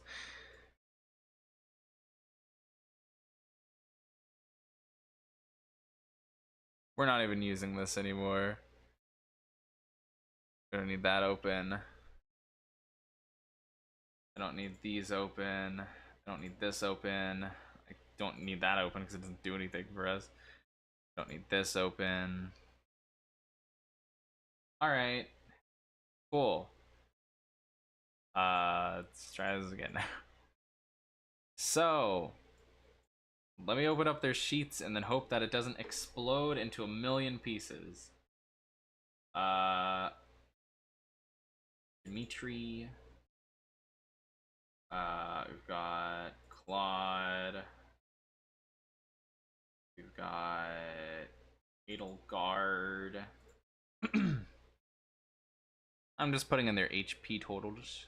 Edelgard would have a Dimitri has a whopping 13 HP.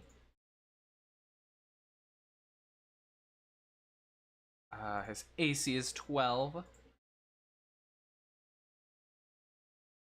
Nameplate, yes. Edelgard has a whopping 18 armor class, so don't mind her. And 10 HP. That's 12.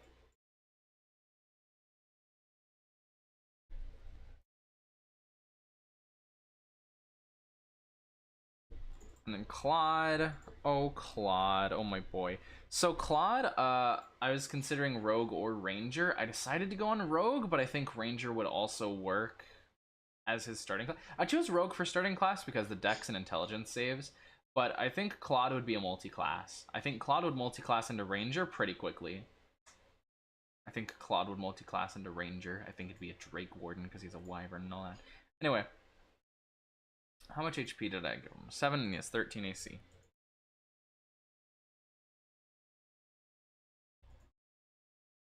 And then Lysithea. Oh, little Lysithea.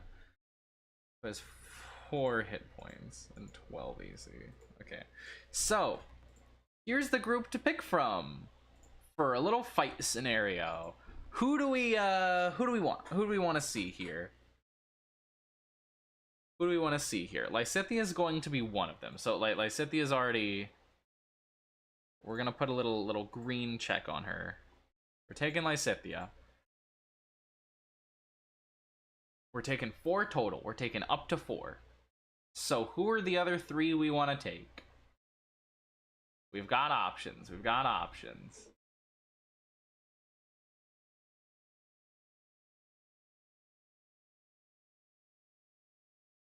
We have Dimitri, we have Edelgard, we have Claude, we have Shez, we have Dorothea, Bernadetta, and Flayn. These are our choices for who we want to bring in. If it'll help at all, I will tell you guys the classes.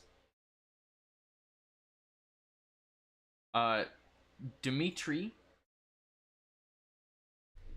I can actually put this here. So Dimitri's a barbarian. Edelgard is a fighter.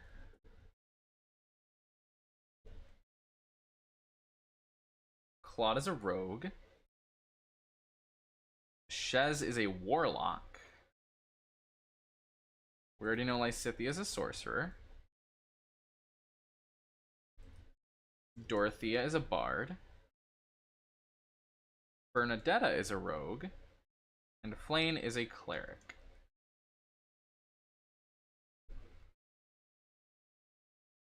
I've put all their classes in the chat there. It'll help influence at all. We're taking Lysithea, so we've got a sorcerer for sure. We've got options. We've got options. So I don't know why I'm thinking of that Stacy's Mom song. Stacy's Mom got it going. I don't even like that song.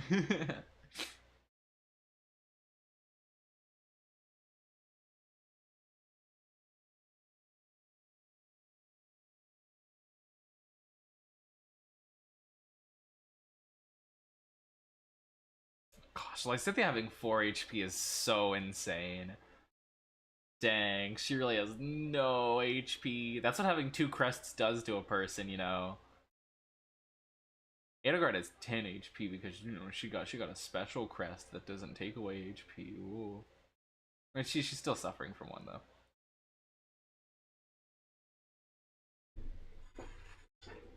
I think her thing is right. Hold on, let me actually check. Is her con? Yeah, okay.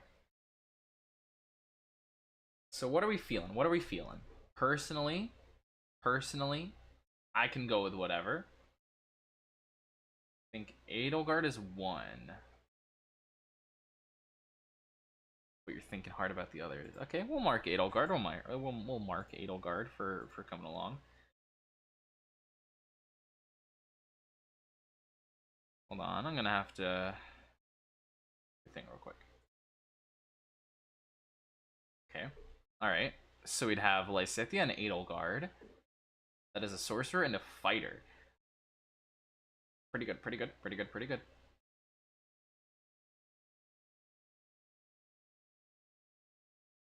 We have room for 2 more.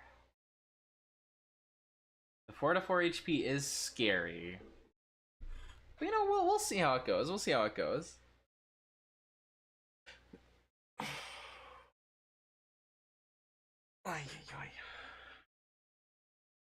So Edelgard is a fairly heavy hitter, and she also has some magic access, and she has a high armor class. Lysithea has insane magic damage potential. Insane magic damage, insane spell casting.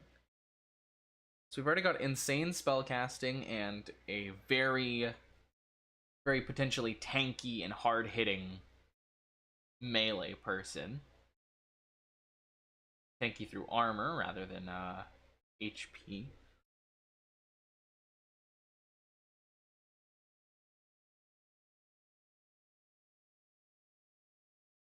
If we wanted to add a support unit, like a healer, we have Dorothea and Flayn to choose between if you wanted to add either of those. But we don't necessarily need a healer. They're nice to have, though.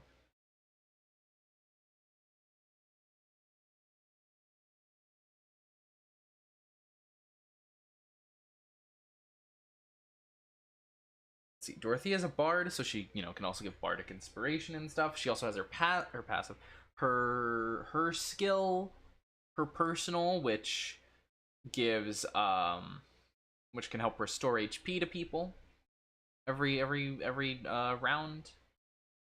Flayn has her passive or her personal, which can reduce damage. She's also a cleric, so she, you know, she has cleric stuff. To be clear, I made Flane a life cleric. Realistically, she could also be a peace cleric, but for the sake of this, I made her a life cleric. Also, if it helps at all, Shez is a Hexblade Warlock.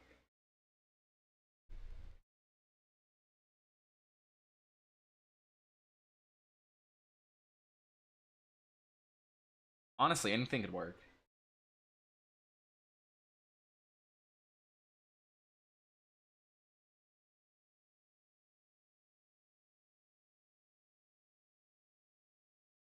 Sorry, I'm gonna check some stuff while y'all maybe think.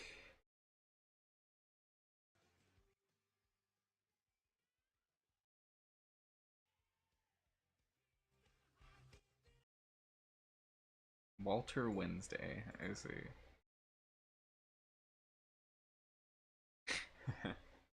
Shez Bernie? Okay.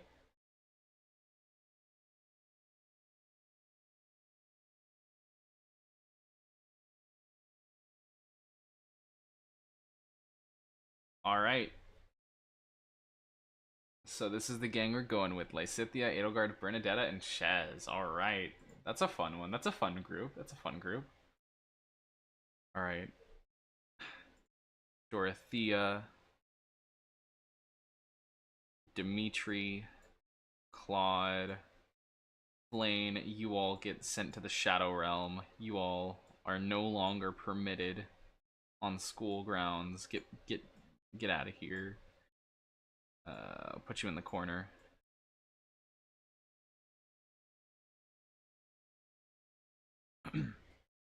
Okay. So we're gonna start them at the top up here. Gonna size them down in just a second.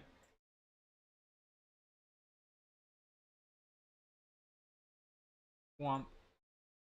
Womp. Womp. And womp. So we've got our group. Oh, that's fun. Look at them. They're all color coordinated to an extent. You know? There's kind of some purple on everyone. Lysithia's a bit more pink in the eyes than purple, but I mean, hey, it kind of works, you know? It's basically purple squad. Okay. So, we're gonna set up the little encounter here. Now, what are they gonna go against? You might be wondering.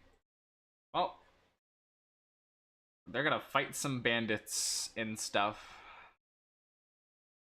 I'm going to fix some things here. Normally what I do is I max out HP, but I'm not gonna be that mean this time.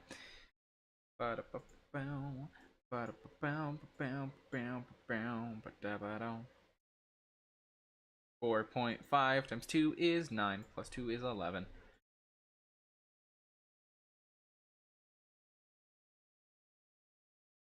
Okay, we're gonna have some bandits and bandit mages here to try and take them down. So we're gonna. Oh, that's right. Hold on, I need to yoink one of these guys off the battlefield down here. Don't mind me. All right. So I'm gonna fix these guys up. This is bandit. Should have 9 HP. I'll get that little death marker off of there. Find that. HP, you should have 11. Okay. So we're gonna have bandits and bandit mages, and then we're gonna have one boss enemy as well. So let's also look through here, see if there are any unique enemies we want to throw in there. I don't believe we're gonna use anything like crazy scary, but it would be nice to see if there's something on the weaker side that we can throw in. We do have options. We have foot soldiers, fighters, monks, myrmidons. All of these are a little strong to throw in a bunch of them. So it might be better with just bandits and bandit mages rather than throwing in one of these guys. Unless we want like a full-on fighter as a boss. That's an option. That's an option.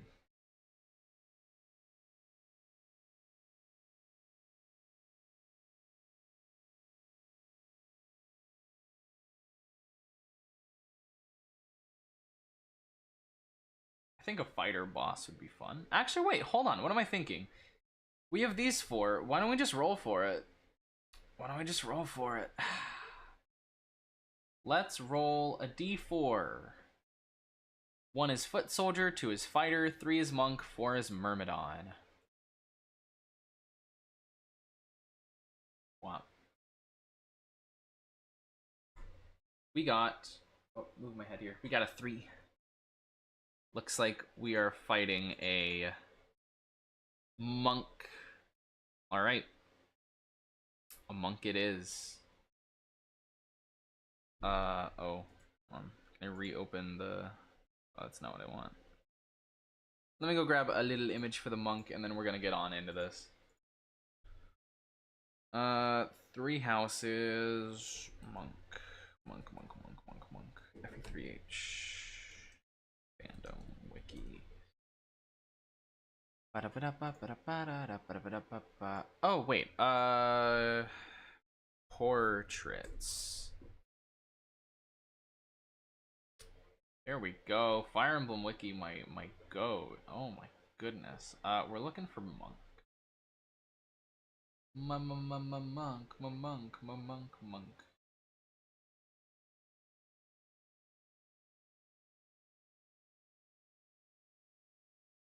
We'll say this one is our enemy.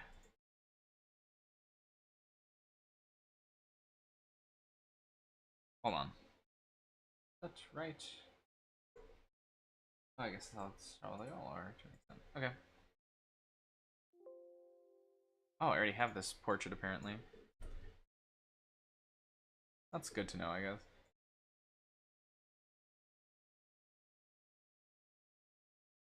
Okay, hold on. You're gonna get jump scared here. Sides are down. Eyes are down. So she is going to be our boss here for this little fight. Let's go ahead and grab the monk stats. She will have an armor class of 11.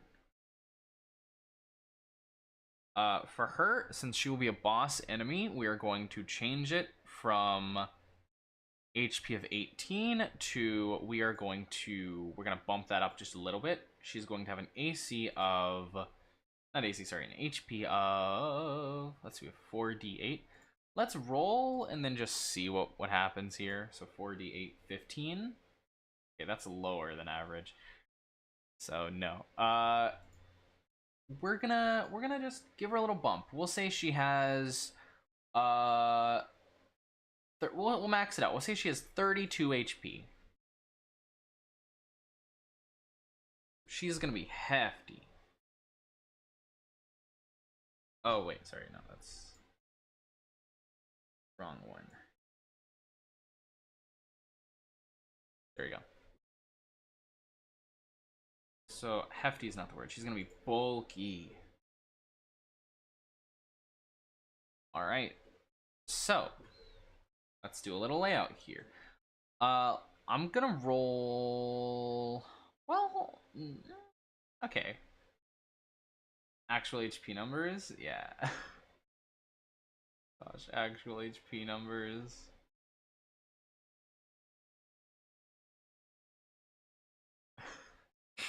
Let's see here. How many of these do we want? I think we take up to, I'll say we roll 2d4 normal bandits. Okay, so four normal bandits. Okay. 1, 2, 3. Okay.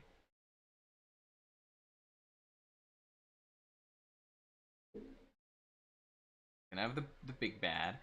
And then we'll roll a d4 for bandit mages.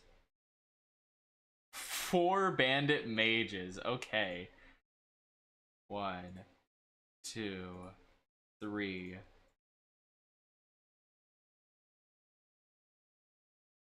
Okay. Well, that certainly changes things. All right, let's get them laid out, and we'll go through a scenario here then. So we'll say, we've got some bandits just sort of chilling in here, doing their own thing. We've got two kind of hanging out.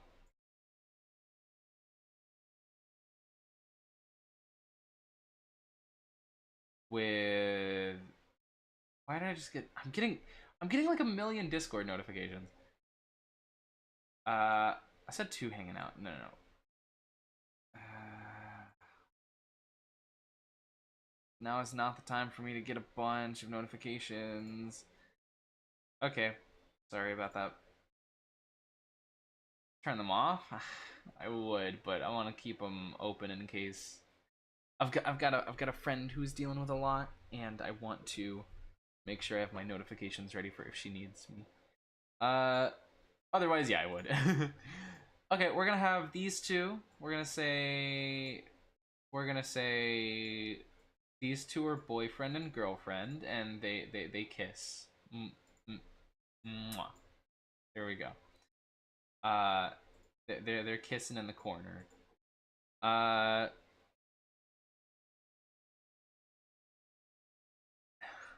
Let's see. We will put. I guess this one's kind of just chilling, minding her own business, and then this guy is like. We'll say these three are with the boss. We'll say these three are with the boss.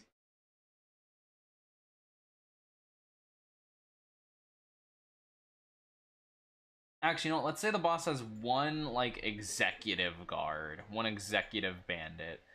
So let's give this one bandit 18 HP. This is their second in command. This guy.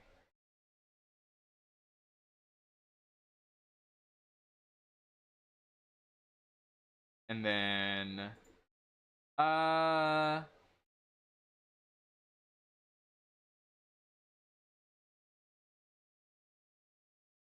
yeah, okay, that works. So let's say these four are chilling over here. They're doing their thing. So she's like, doing whatever. This guy's standing nearby. Actually, no, we'll say these two are chatting while these two are out front guarding. Right, these two are keeping the watch while these two are in here chatting.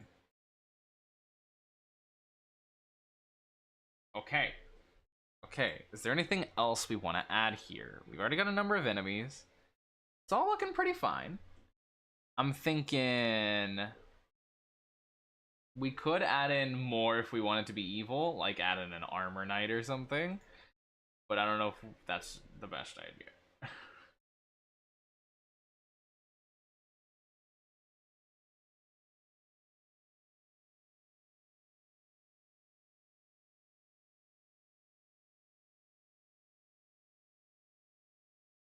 Honestly, I think it's fine as is. I think we can say, you know what? Hold on, is there like a thief stat block in here? Sure is.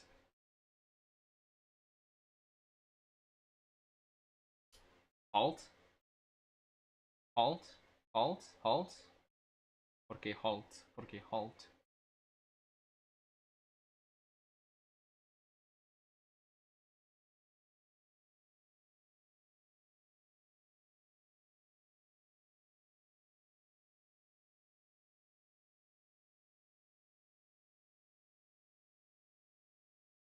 Oh, is that about the guards? 1, 2, 3, 4, 5, 6, 7, 8. I mean, that's a good amount of enemies. It's 9 enemies total.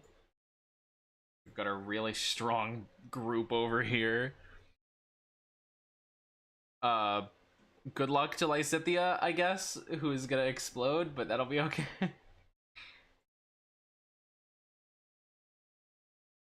They've all got their personals.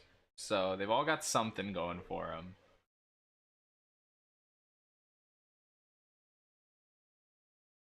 Prage. Okay. Hold on. There's a particular song that I would listen to. Hold on. Warriors 3. Hopes. Battle in, I think it's called Inferno. Hold on. Inferno.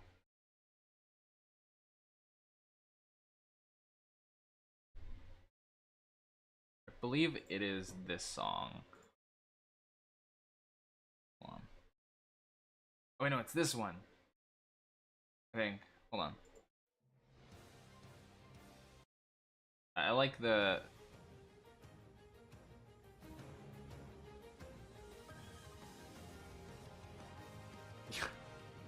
Sure. Okay, so I don't actually know how loud the music is.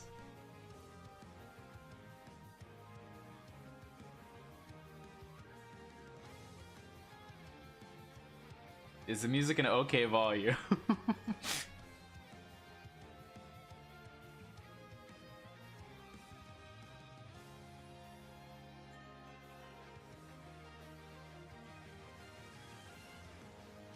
It's a banger. We got a banger OST here. You know what? Hold on. I'm gonna be evil.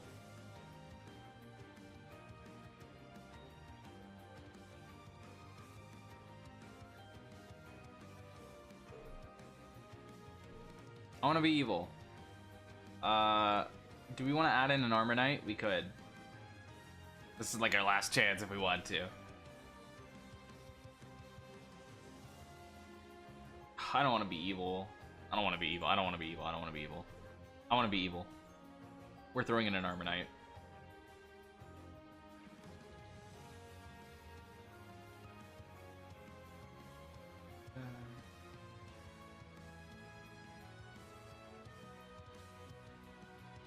How much HP does an armor knight have? 32. Alright.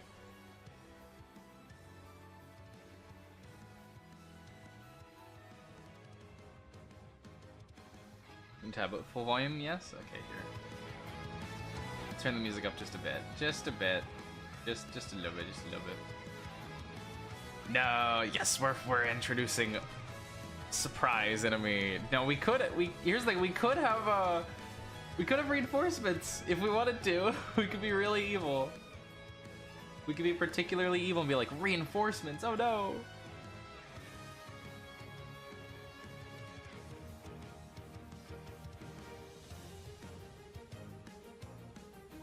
I think what we're gonna do. Here, hold on. I'm gonna show the window again. I think what we're gonna do is we're gonna have reinforcements. So we'll have 2 armor knights and a thief. Or no, 2 thieves. We'll have 2 armor knights and then 2 thieves.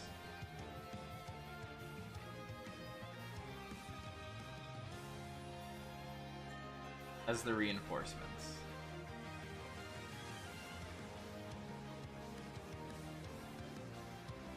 Back here, hidden for now. Okay, we're ready. So, let's get this going. Here, hold on. We're gonna turn the music off for just a second. So let's set the scene here, right? So we have Edelgard, Shez, Lysithea, Bernadetta. These 4 have been sent out on a little quest. Edelgard being the house leader, Shez being a recent arrival, and Lysithea coming along because she wanted to come along. She wants to observe Edelgard. We'll say that that's it. And she also is very curious about Shez and Shez's magic. Bernadetta's here because Edelgard dragged her out of her room. So that's the setup here. They were sent on a mission to go retrieve a fancy, we'll say, to go retrieve a fancy gem of some kind that was stolen by a by some kind of priest, some kind of monk who betrayed the Church of Saros. And they've got to go hunt them down and get that gem back. And that is the lore. That is the lore here. So, yeah. We're gonna organize them a bit better here with who would actually be in front. Realistically, I think these two would stick to the front. So,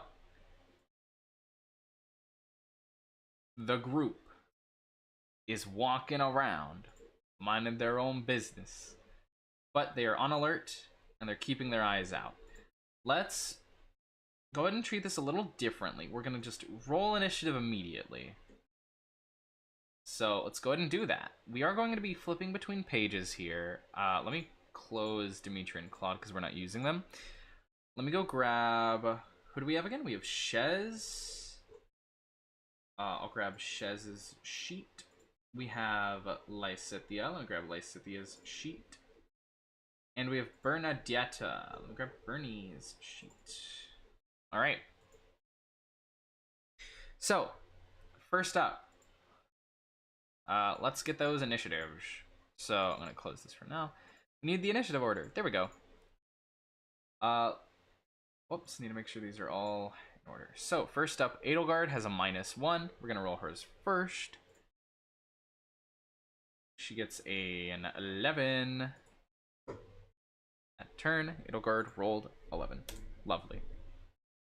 Shez is next. Shez has a +2 to this. All right, let's see that. 17 from Shez. Oh my goodness. Hold on, I have to do this to add her turn. There we go. Holy guacamole.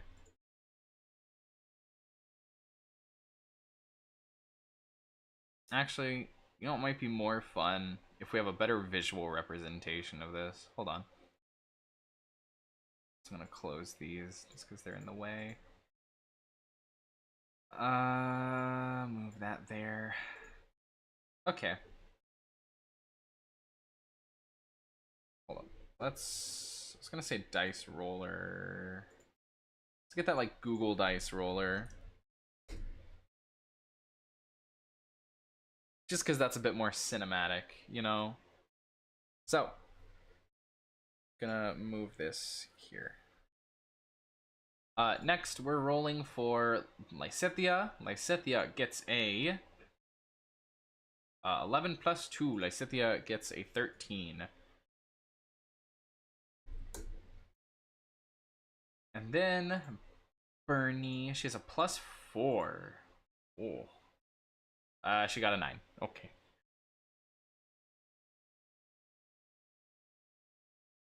Sorry, Bernadetta. Okay. Get them in descending order here. So, Shez is up first. We'll say the group's just walking around. We'll let Shez look around a bit. You know, minding her own business. 25, 30. You know, just looking around, and I think she'll notice, oh my gosh, there's a dude chillaxing in there. That's bad. Shez looks back at the group and is like, I spotted some bandits. Should I go ahead and take them out? And then Edelgard's going to look at her and say, if you think you're competent enough, go for it. Shez will nod, and she's going to shoot an Eldritch Blast. She's going to shoot an Eldritch Blast in there. So,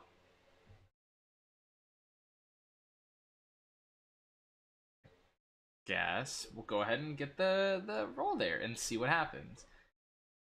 So, that is a nat 1. That's rough.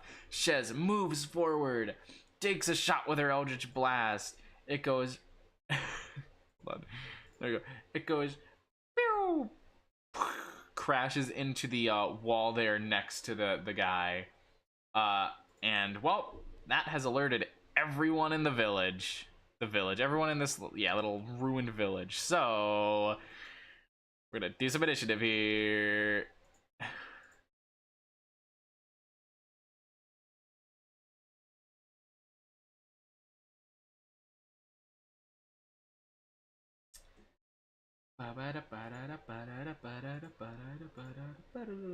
Oh no, oh no, they're rolling really good. You open up this one sheet. Bandit Mage F, you have a +1. Doing this in here just because it's like that. Problem. +1. I'll roll for each of these guys. So we'll start with the one on the left. Okay, this one gets a 14.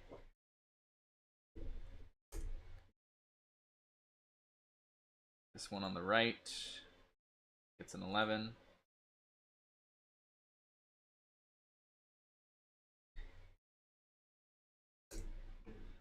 Oh dear. This one right there gets a 6.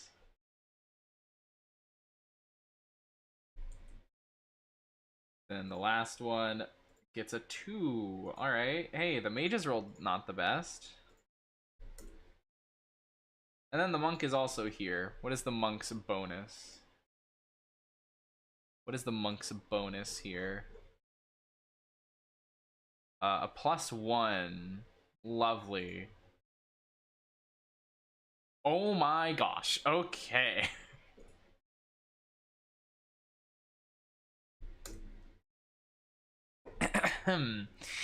So, oh no, that's really bad. This is really bad. They rolled really good. Okay. Well, I guess it's battle time. So,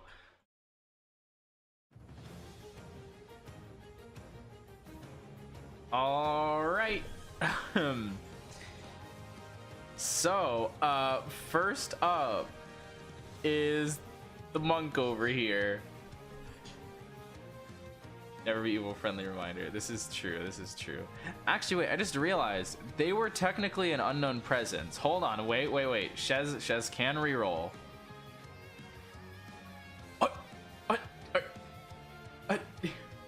Huh? Okay. Never mind. I guess Shez just was meant to get a 1. That's crazy. Okay.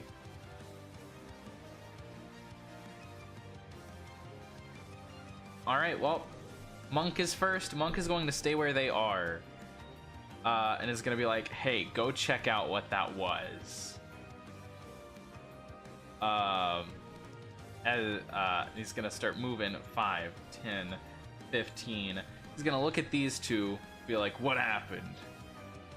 And this one's gonna go, I saw just over there, a purple-haired lady ran in. Looks like a student of some kind. She shot magic, and I don't know if someone's hurt or what. And the guy's gonna be like, I understand. And he's gonna move 20, 25, 30. He's gonna get a bit closer. He's gonna dash. 35, 40, 45, 50. Now he has a sight on her. He's gonna yell out. Actually, no, he's not gonna yell. He only sees one, so he doesn't think it's that big of a threat right now. So he's just gonna stay where he is for the time being. Who's next? Next is this one. These two are busy making out in this room, and they just hear that. It's like, oh. It's like, should we see what that's about? And she's like, if it is our job, I guess. He's like, okay. 5, 10, 30. He's like, hey, what's the deal? And the guy down here is like, there's at least a student attacking us. There's probably more. They're like roaches. You see one more on their way. He's like, okay. All right. And he's gonna move over here. That's his turn. Actually, no, he can see Shez from over here. Actually, no, after... well, the tree's kind of in the way. Caesar, he's going to... He's gonna wait to attack, I think. Well, is he? Actually, no, he's not. No, he's not. No, he's not. He has a light crossbow. He's gonna take a shot. Rolls a 10. You know, I'm gonna do the rolls on the little dice roller thing from now on, but do that one first. Rolls a 10, misses Shez, so he takes the shot at Shez, and it whiffs right past her. That is him. This next one over here, having been right near the Eldritch Blast that went off, is gonna move over 5, 10. He's gonna see Shez, and then he's also going to see behind her 3 other students, one of which is clad in very heavy armor and is also very recognizably, hey, that is the Emperor's kid. Okay, these are all students. All right, great. And he's gonna yell out, it's a bunch of students from Garrick Monk. They've got the Emperor's daughter with them. And Edelgard's gonna have a silly little remark. It seems like we have no choice now. Blah blah blah blah blah blah blah. That's the bandit. Shez. Actually, sorry, no, the bandit will take a shot at Shez. Sorry, I keep forgetting. Pop. 21 will hit Shez and do 3 points of damage. Shez takes the arrow to the arm. Just like, oh. Okay, that's Shez. It's actually her turn now. After getting hit, she's gonna go, that wasn't the best I could have done. And she is going to, what does she have that she can do? Oh, I didn't put her feet on here. Hold on.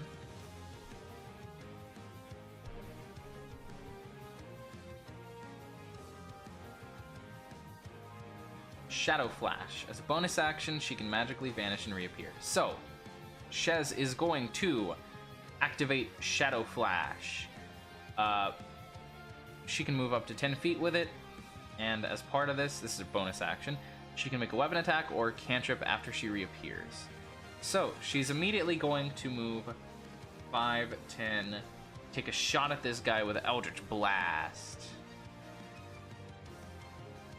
A 15 plus 4 will definitely hit.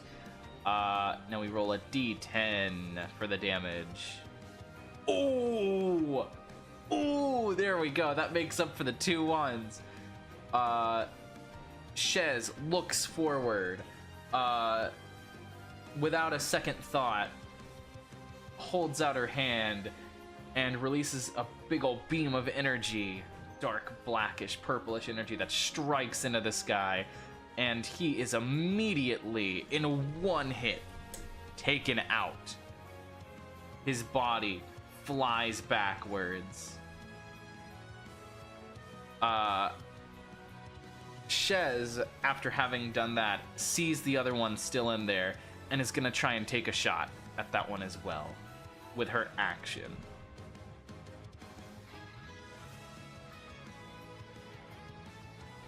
A 2. She will miss. Takes the shot, but this one whiffs. This guy is really hard to hit, apparently.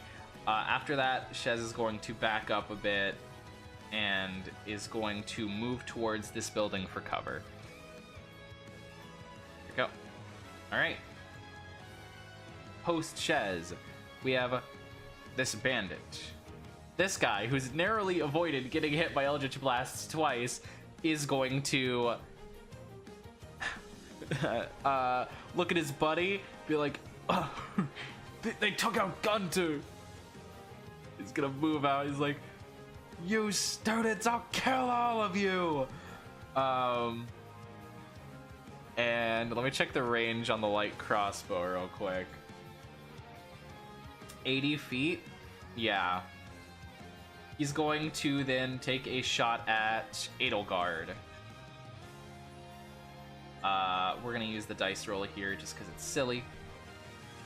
A 5. No.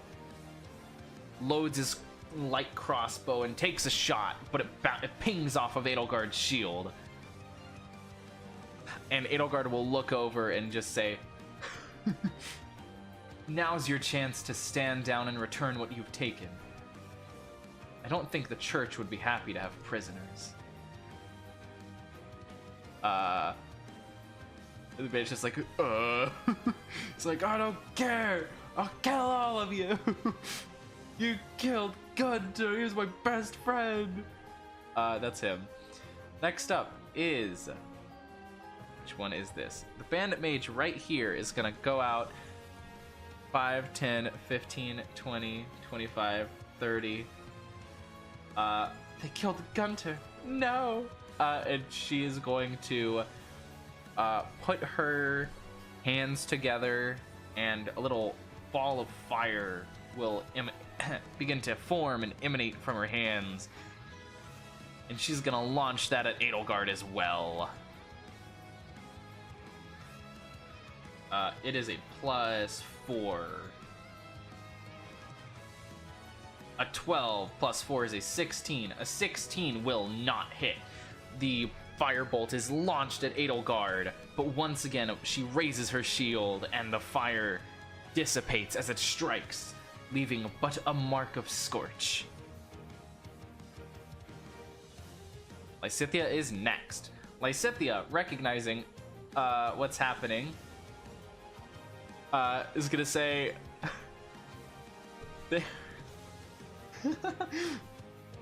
Gosh, what would Lysithea say here? They can't even... Gosh.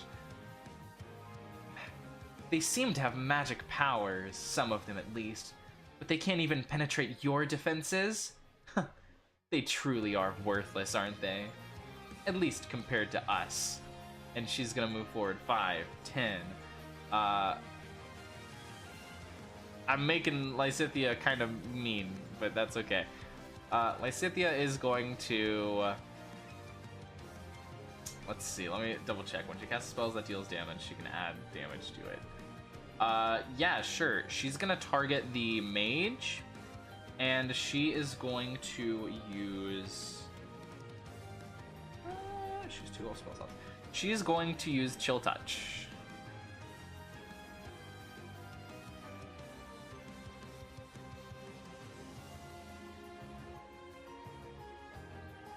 Okay. She has a +7. I don't know what the bandit armor class is. It is 12. Wow. Okay.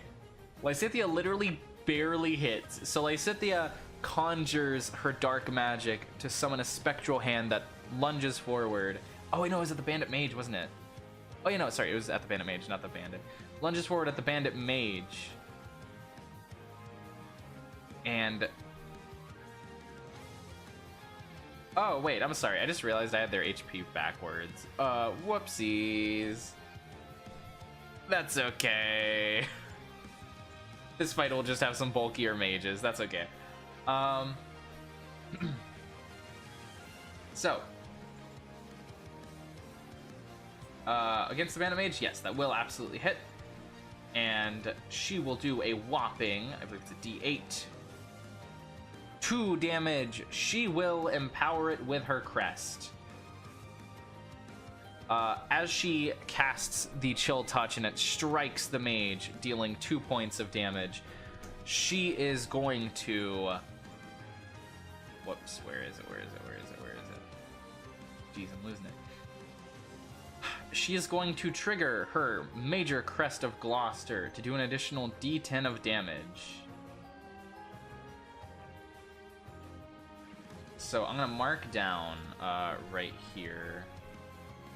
I'm gonna just put it here so I can keep track of it. 2 out of 3, because she's now used 1 use of it. For Shez, I will also grab her thingy here. Shadow Flash. I'm gonna mark it as... she has 1 use left. 1, 2. Okay. So, Lysithea does this. She activates her crest, dealing an additional 7 points of damage, force damage to the mage. And as her crest glows and the mage takes this extra damage, suddenly kaboom! A big 20-foot explosion occurs centered on that target, dealing, it is 2d6 total to each creature within, yeah, okay. So, each creature being these two, it is a 20-foot sphere also, circle, so I'm gonna do that. So, 5, 10, 15, 20, big sphere, big ol' circle. They both have to make a dex save. So, this one will roll. He gets a natural 20, he passes. The mage, however, fails. So, they both take, oh, max damage! Holy guacamole! Oh my gosh! So, the mage, failing the save, is at the center of this explosion, and she's like hurting real bad, and then suddenly, while she's like standing there like holding her chest, just an explosion centered on her, just completely like pencil sketch erases her from existence. Yeah, she's dead. She's gone.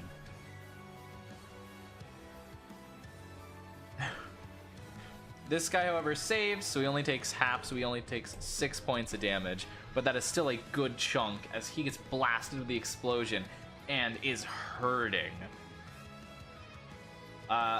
Lysithea says, gosh, what would she say? You know, she would say, like, easy enough work. Bandit Mage. This one is going out 5, 10, 15, 20, 25, 30. Can't really get a good angle. Can try to shoot Lysithea, but it's gonna be a tough hit.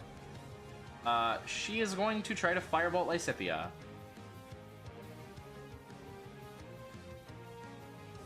This is a +4, so that is an 18. Whoa. Hey man, look, Lysithea had a good run, alright? Actually, okay, hold on. I want to think here. With the terrain, there is stuff in the way. There is stuff kind of in the way. I will say, no, I can't justify that. Alright, no, Lysithea's just gonna take this. It is a D10. Lysithea takes. Oh!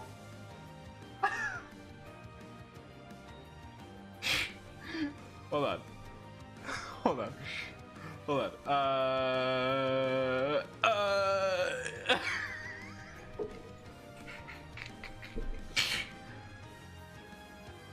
That's really sad. So Lysithea goes.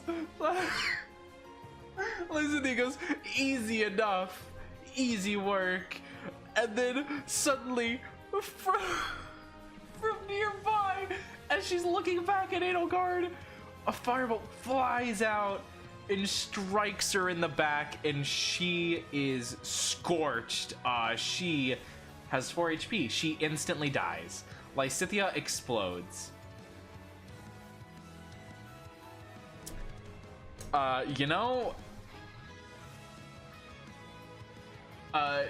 She lasted, she got a kill. Expected, yeah. We unfortunately we've been rolling a lot of max damage. We rolled max damage, unfortunately. Lysithea got one really good shot off and then exploded. The Bandit Mage is gonna yell out, I got one. It's so small though. What's she doing out here in the first place? The skull's so irresponsible. Edelgard is going to see Lysithea get murdered right in front of her. And she's going to walk up to her body and go, I'm sorry this happened to you, but we will avenge you. And she's going to look at the mage down there Then she's gonna look at Bernadetta. Show no mercy. They've done more harm than we thought. And she's gonna move down. So, 5, 10, 15, 20, 25. And she is going to... Let me check solar prominence. When you hit a target with an attack, yeah. She is going to launch a firebolt right back at the mage. It uses her intelligence, so she has a +5 to this attack roll. 16, bringing it up to a 21. Edelgard is going to... Well, first we have to roll the damage. Definitely hits. 2, okay. Edelgard is going to ready her solar prominence. So as Edelgard begins to summon this bolt of fire, she will hold it stronger in her hand and cause the flame to ignite even brighter. It will deal 2d4 additional damage. Alright, Edelgard does 9 total points of fire damage as she flings this fire at the Bandit Mage. Bandit Mage is like, this skull's so irresponsible. Gets struck. I accidentally opened my Spotify. Hold on, let me close that. There you go. Okay, with that, Edelgard has used her action. She does not really have a bonus action she can do. That's what she's got. Okay. Bernadetta. Bernadetta is like, oh, I shouldn't have let her drag me out. None of this would have happened if I didn't come along.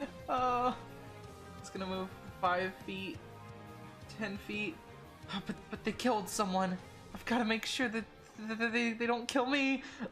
And she's going to try and take a shot at this one. Actually, no, at the mage. At the mage. The mage is a little scarier, I think. And take a shot. 12 plus 6. Yeah, Bernadetta will strike with her long bow. Don't even need to roll the damage, but I will anyway. 4 plus 4. Bernadetta readies her longbow and make sure.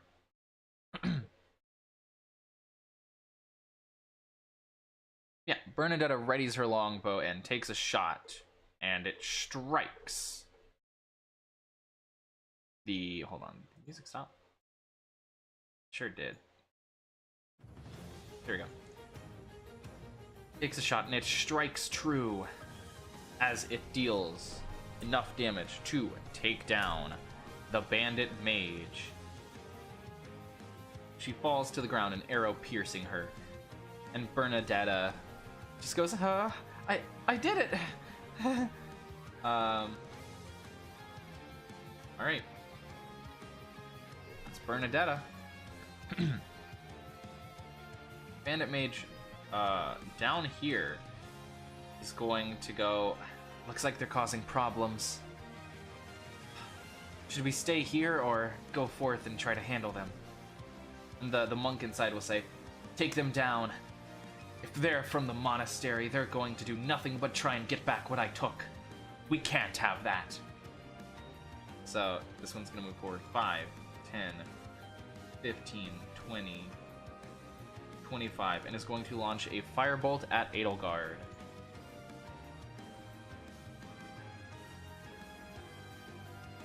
Will miss. Strikes Edelgard's shield, and it is simply reduced to nothing but an ember. That is that one's turn. The next one will follow up. 5, 10, 15, 20, 25, 30, and we'll do the same thing. 18 plus, I believe, plus 4 will definitely hit. Alright, let's see that damage then. 7, alright. This other bandit mage moves forward, summons a bit of fire in their palm, flings it at Edelgard, and it manages to scorch and graze her shield and then strike her in the face, dealing 7 points of fire damage. Edelgard is hurting. Alright, that is that one's turn. The monk is going to stay where they are. They are insistent on staying out of this. Bandits, next up. We have this one right here. This one is going to see Edelgard hurt, but also acknowledge, hey, you know, she's been a bit of a problem. But also, this is the big guy. This is the boss's right-hand man.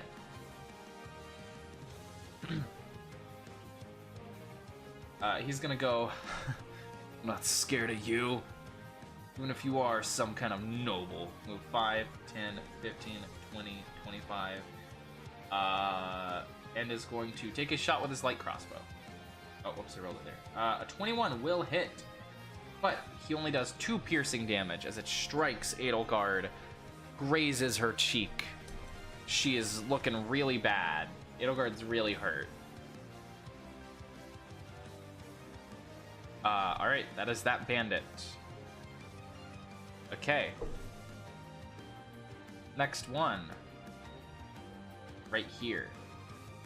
Is going to see Edelgard's almost down and think they've got it covered. And so it's going to take a shot at Bernadetta. A 3 will miss. Tries to shoot at Bernadetta, but as it's flying, Edelgard knocks the arrow out of the air before it can reach her. Alright. This bandit is already dead. Next is Shez. Shez is, you know, a little hurt, but she's generally fine.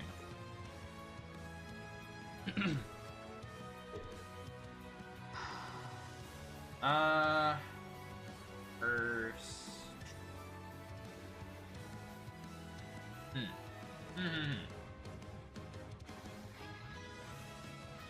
I'm gonna double check something real quick. Need to go look at the rules for Hexblade. 1 second.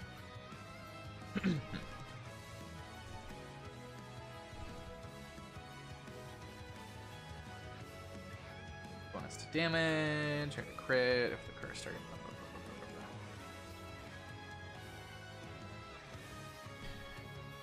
Okay. That. So, Shez is going to, seeing Lysithea dead on the ground, and seeing Edelgard very hurt, is going to move out a bit. And then is going to see this big guy, and the mages as well. This isn't good. Shez is going to... yeah, she'll once again Shadow Flash. 5, 10. Move right here, and she's going to try and strike the bandit with her... we will say she's going to use her hand axe for this. So that is a d20. We'll say that her hand axe is her Hexblade's or her Hex Warrior weapon. So she has a d20 plus other stuff. 17 plus 2 plus 2. 17 plus 4. So 21 will definitely hit as Shez swings her hand axe, which does 1 plus 2. Whopping 3 damage, just enough. Shez takes her hand axe, Shadow Flash. Form dissipates into this weird mist that begins to quickly snake its way towards this one. As she reappears, takes her hand axe and strikes down on him. He is dead. And then, still having her action, she's going to see this guy over here. And what is she going to do? What is she going to do? Yeah, she's going to then cast Ray of Sickness to try and hit this guy. 7 plus... it's Shez. 7 plus 4 is an 11. An 11 on the bandit will just miss. She launches the Ray of Sickness, but it barely whiffs. That is Shez's turn. This bandit is dead. This mage is dead. Lysithea is also dead. This mage is dead. It's back to Edelgard. Edelgard managed to make it a whole round. Let's go. Edelgard is going to use her second wind, so she regains D10 plus 1. She regains 4 hit points, so she's back at 5. Okay, that is her second wind. Let's see. Edelgard recognizes that this is not good, but she's gonna try her best to fight on. She's gonna move forward and try to strike this guy.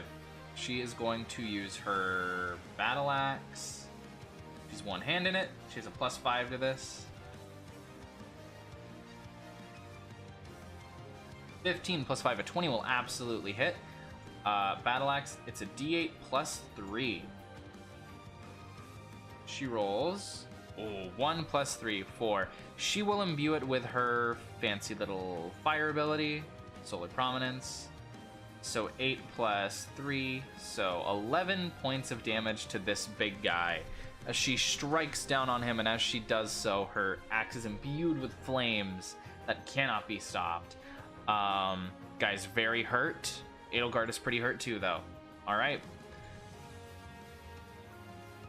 Next up, Bernadetta. Bernadetta is going to for sure recognize that this guy's a big problem, but also the mages are kind of a problem as well. I think Bernie, with what she's got going on, hold on. Pause, champ. Pause, champ. Let me check one of her feats she has. She has the Skulker feat, so... Okay, Skulker doesn't really give her anything right now. So, she is going to... I think her best bet is probably to take a shot with her longbow. She can do a lot of damage with that. I think she's going to try to take down the guy in front of Edelgard. I think in her mind that's a potential problem, so that's what she's going to do. So Bernadetta rolls a 19. 19 plus blah blah blah definitely hits. That is a whopping 3 plus 4, 7 points of damage. Just enough. Bernadetta takes her longbow, says, "Get away from Edelgard," and launches the bolt, and it strikes, flying at the guy. Well, sorry, it flies, striking the guy in the side of the neck, blood spurting out. He gives a cough of blood as he falls to the ground and is dead.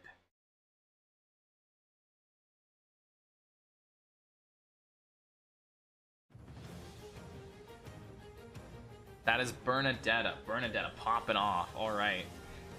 After Bernie is this mage. This mage, seeing the big guy just get taken down, is a little frightened of that. It's like, oh no. It's gonna move forward 5, 10, 15, 20, 25, and is going to use Burning Hands. So, Edelgard needs to make a dexterity saving throw. However, she does have a feat called Shield Master. I'm gonna double check what that does. Give me 1 second.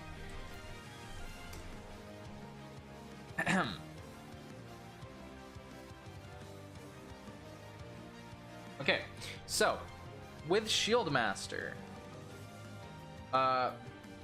Edelgard can add her shield's bonus to any dex save she makes that targets only her, and this will be targeting only her because it is a 15-foot cone.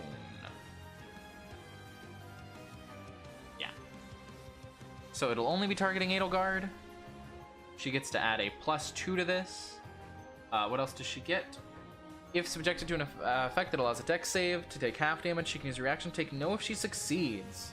So, it's a dex save though, which is still Edelgard's weakness. So, she has to roll. Let's see, what is the DC again? I believe it is 12.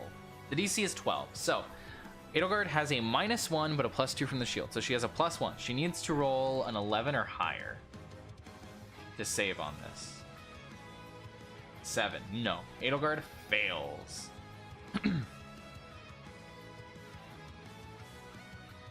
Unfortunately. And so she takes... I accidentally opened Spotify again. I'm so good at this. Hold on. Don't mind me. I'm great at this. It is 3d6 fire damage. Edelgard better hope that she does not get scorched alive here. Oof, 12 damage. The mage, sort of panicking, moves forward and unleashes this cone of fire. Edelgard is blasted with it and can't quite resist it, and she is knocked unconscious.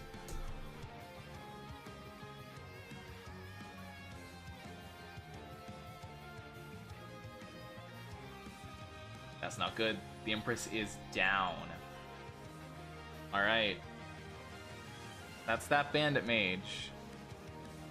Next up, this one. Sees Edelgard down, is going to shoot for Bernie, who has proved to be an issue lying in wait. Launches a firebolt. A 9 plus blah blah blah. Bernie's AC is 15. Will not hit. Launches the firebolt at Bernie, but manages to miss. Just barely. The monk is still staying back. This bandit is dead.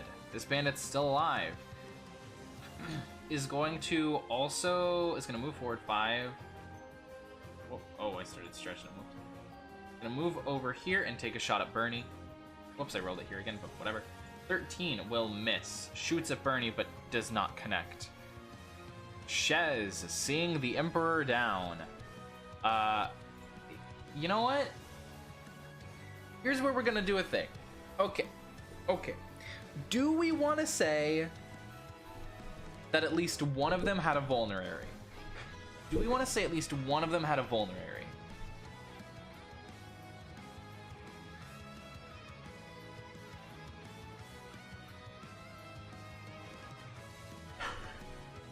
This is the time to decide that.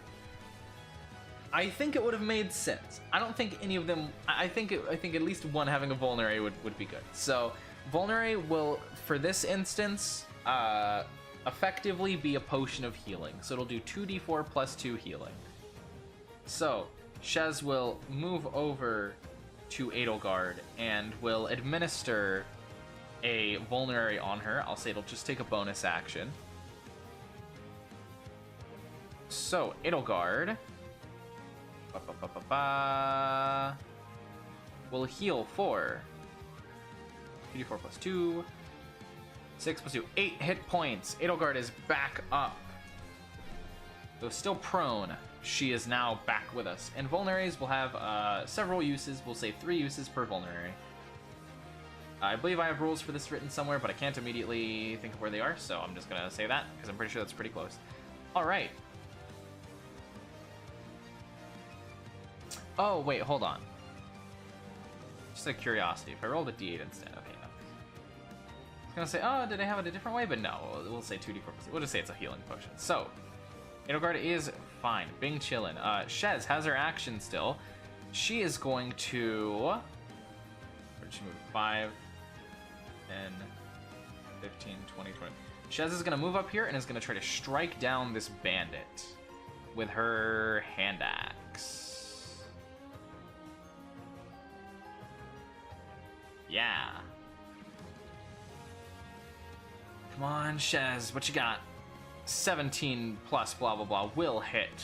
Doing a whopping 6 plus 3, 9 slashing damage. She strikes it down on this lady, and she is hurting rough. Edelgard is back up. She stands up, no longer prone. Gives a nod to Shez. And then she will look at these two. Yeah, and she'll say, gosh. These tricks and these tricks and magic are useless. And she's going to try and strike down the mage. Edelgard will recognize the mages are a bigger threat. With her battle axe. Go, 80, go! Oh, 6 plus 5. On the mage will actually just hit. An 11 will just hit. So she does a whopping. This is Battle Axe, so it's a D8 plus 3. Alright, she will use Solar Prominence. Okay, 9 plus 3 total. Edelgard once again slashes down with her Great Axe. This time connecting directly with this... Gosh, directly with the torso of this one. Cleaving cleanly through. Fire igniting and almost cauterizing the wound as the enemy is too damaged to continue to... They are dead. Good stuff, Edelgard. Alright. The vulnerary mattered. The vulnerary was kind of a deciding factor there. Bernadetta is gonna try and shoot this one. Actually, no, I was gonna try to shoot that mage.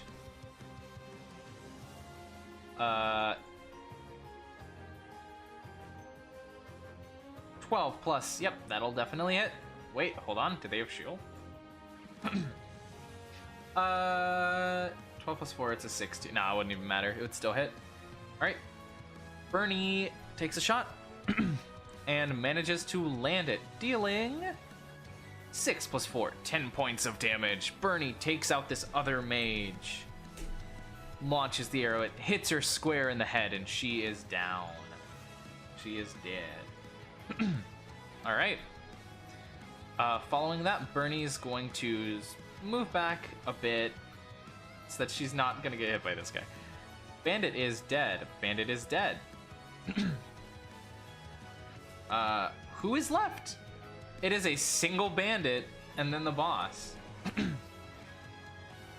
This bandit is going to yell out, "Boss, they're all dead! They're all dead! Everyone's gone! They're all gone! It's not good!" The boss is just gonna not say anything. This bandit, who's the only one left, is going to... I'm gonna make a roll for him. Let's see if he'll try to surrender. I'm gonna make a wisdom check on his end. Wisdom save. On an 11 or higher, he's going to keep fighting. 10 or lower, he's going to submit. Alright. A 6. Oh, there it is. Rolled a 6.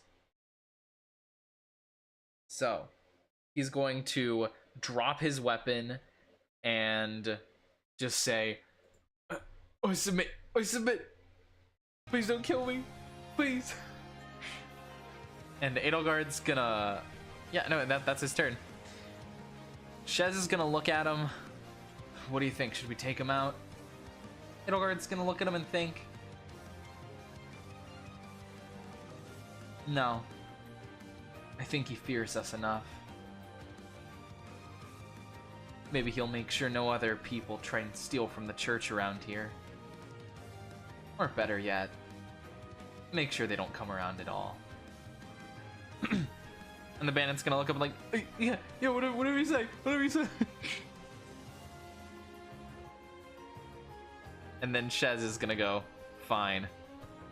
I'll go after the big one then. And is gonna start... Actually, no, Shez is not gonna say that. No, she'll say that, and then she'll be like, "Hey, where's your boss?" And the guy's gonna go, over there, in the building. Go. You can have her, it's fine. She's the one who has your gem. The one that she took it from the church. And Edelgard's gonna go, "That's enough." And we'll nod at Shez, and Shez nods back. 5, 10, 15, 20, 25, 30. We'll see the monk inside. Hey. I don't know why I'm giving her such a gruff voice. Hey. Better put down whatever weapons you have. You value your life at least. It's property of the church. You better give it back now. I don't know why I'm like going Deku mode for that. But my brain is like, yeah, be Deku. The monk's just gonna look at her. And just kind of scoff. Shez is gonna grit her teeth and is going to then take a shot. Shez is not risking it. She means business, and Lysithea died, so... Let me also mark that, because I forgot we used the other one.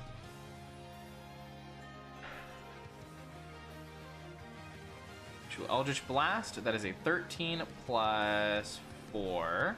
This is 17 to hit. Let me check the monk's AC here.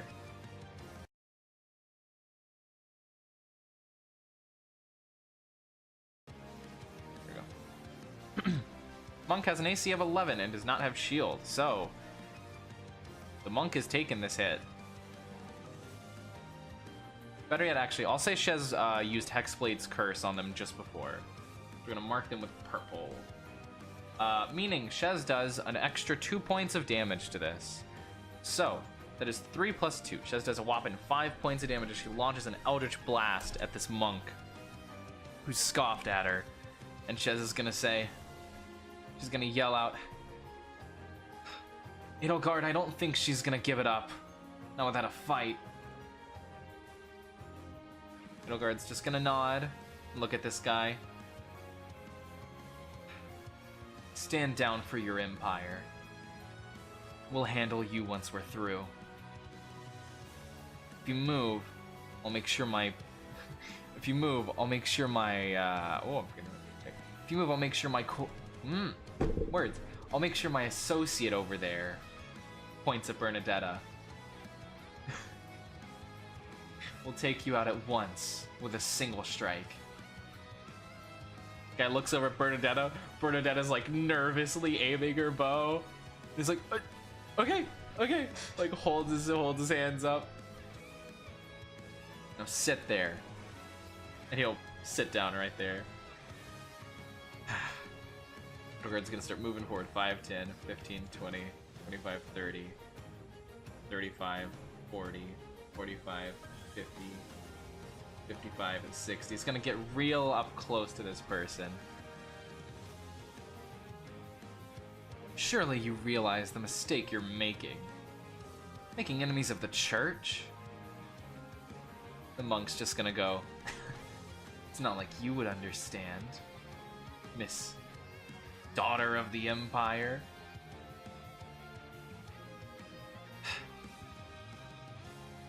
I mean, do you really not see what's going on right in front of you? And Edelgard's just gonna sort of scoff at her. I know much more than you ever could. Don't waste my time. That's all Edelgard can do though, because she's already done her thing. Bernadetta is going to stay right here, and she's gonna keep her bow ready at this guy, because that's the job she was given. The monk, seeing now, hey, she's being attacked, she's gonna go on the offensive. Move this here. She will... She's going to cast Guiding Bolt on Edelgard. She has a +4 to this.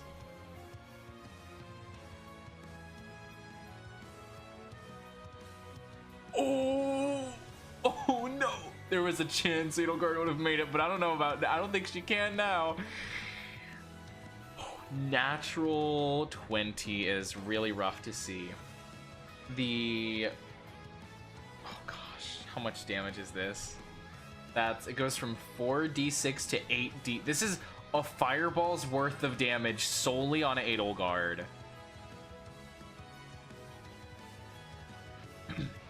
Oh my gosh. So, jeez. Not you watch. I'm talking to players. So the Shez watching from the back as Edelgard approaches. Edelgard, confidence in her stride. The monk lights up a righteous flame in her hand. Flame of pure, radiant, beaming light. And throws it at Edelgard. And as Edelgard's confidence stands still, her unmoving, she pulls up her shield to block it. And as she does so, it pierces straight through the shield and strikes her. Center in the torso. or rather in the chest. And Edelgard loses her footing, drops the shield to her knees, and then face down, Edelgard has died to a whopping 35 points of damage. Holy. Nearly triple her maximum HP, by the way. That crit was insane. Would she have lived if it didn't crit? Hold on, let me see how it does this. Yeah, no, it does it like that, so... Nah, she would have lived, but she would have been down. Oh, wait, no, she wouldn't have. No, she would have. She would have lived, but she would have been down. But yeah, no, Edelgard's dead. Alright. The monk just goes, that's all it took.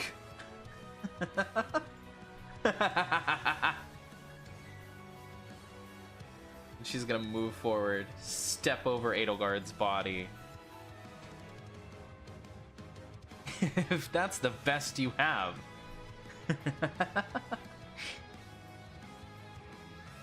Well, I suppose I don't have to worry about the rest of you after all. That was her turn, though. The bandit isn't really paying attention. He's just like, oh gosh, what do I do? Shez is going to scream out, Lady Edelgard,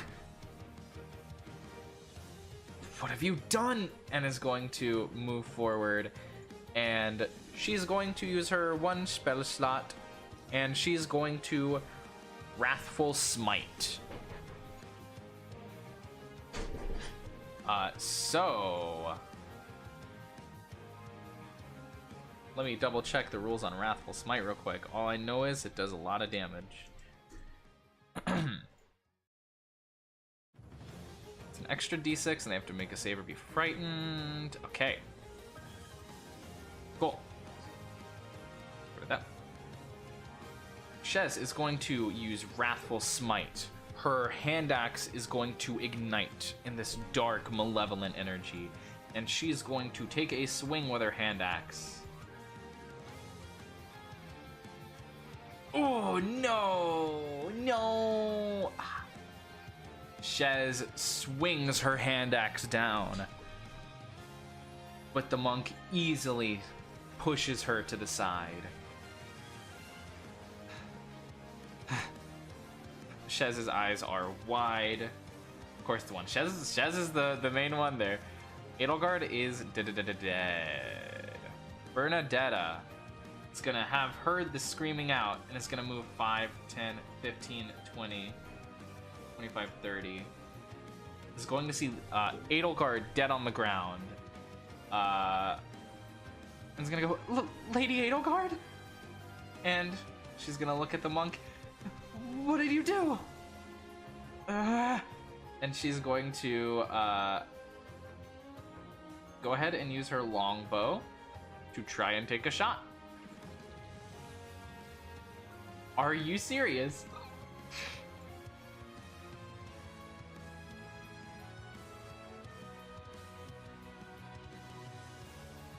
So, Bernie takes a shot, but it whiffs completely.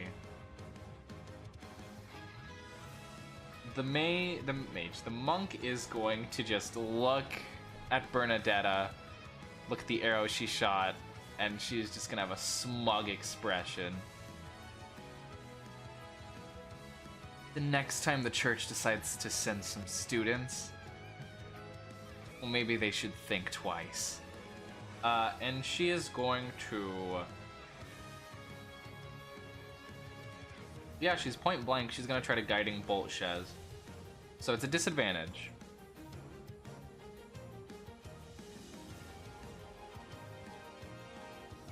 Shez's AC is 13. Yeah. Once again, a guiding bolt comes from her palm, strikes Shez, doing how much damage? 12 points of damage. Shez is hit by the guiding bolt and knocked unconscious right in front of the mage.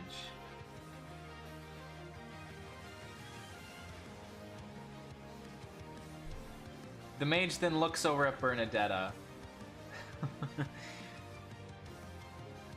This is your only chance to run. Or do you want to fall like the rest of your pathetic whelps for friends? Bandit is like, what's going on? And Bernadetta's like, stay away! Get out of here, go! You need to go! And the bandit's just like, okay? He's gonna like, run off.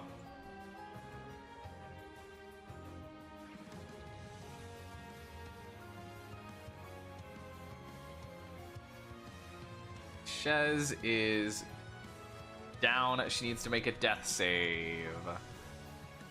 Maybe she'll get a 20. You serious? Okay, with a 1, Shez loses 2 death saves. Womp womp. Fails 2 death saves.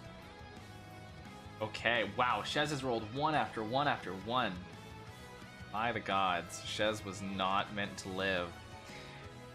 Bernie's up. She is horrified.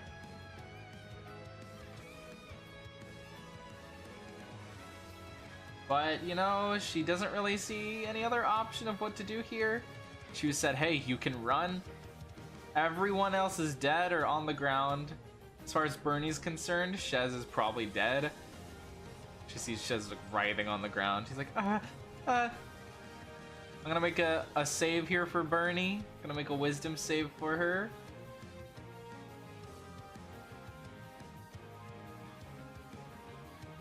She has a -1. So if she rolls an 11 or higher, she'll stay for the fight. If she rolls a 10 or lower, she's running. 18. Bernadetta's will stands strong. She goes, no! I'll avenge Lady Edelgard! And she's going to take a shot with her longbow. 12 plus 4 will absolutely hit. She deals a whopping 5 plus 4, 9 points of damage as she shoots this one. She shoots the monk. She stays. The arrow strikes the monk, and the monk recoils. Another thorn in my side. Bernie doesn't really have anything else she can do.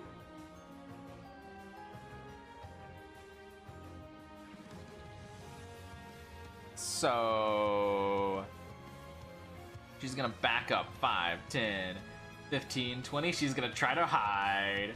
25, 30. She's gonna try to stay out of sight. That's Bernie's plan now. She's gonna try to stay out of sight.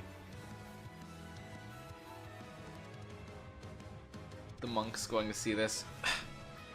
Waste of time. 5, 10, 15, 20, 25, 30. You can only run so far. Dash 35, 40, 45. 50, 55, 60. Where do you think you're going? The bandit is just gonna be like, get out of here. He's leaving the combat. Shez. Oh dear, it's Shez's time. Can she roll higher than a 10? 15. Shez succeeds on 1 death save. Alright. It was higher than a 9, not higher than 10 still. Okay, Shez isn't dead yet. It's back to Bernadetta. Bernadetta is scared. Sees this person is like, I'm not going anywhere. And is going to take a shot. Ooh, a 19. Very nice. Bernie does 4 plus 4, another 8 points of damage to this monk. She hits it. She hits her. The monk just looks at her. A scowl, a scornful expression on her face. You will fall. Bernadetta is going to actually run away after that. She's going to squeeze by 5, 10, 15.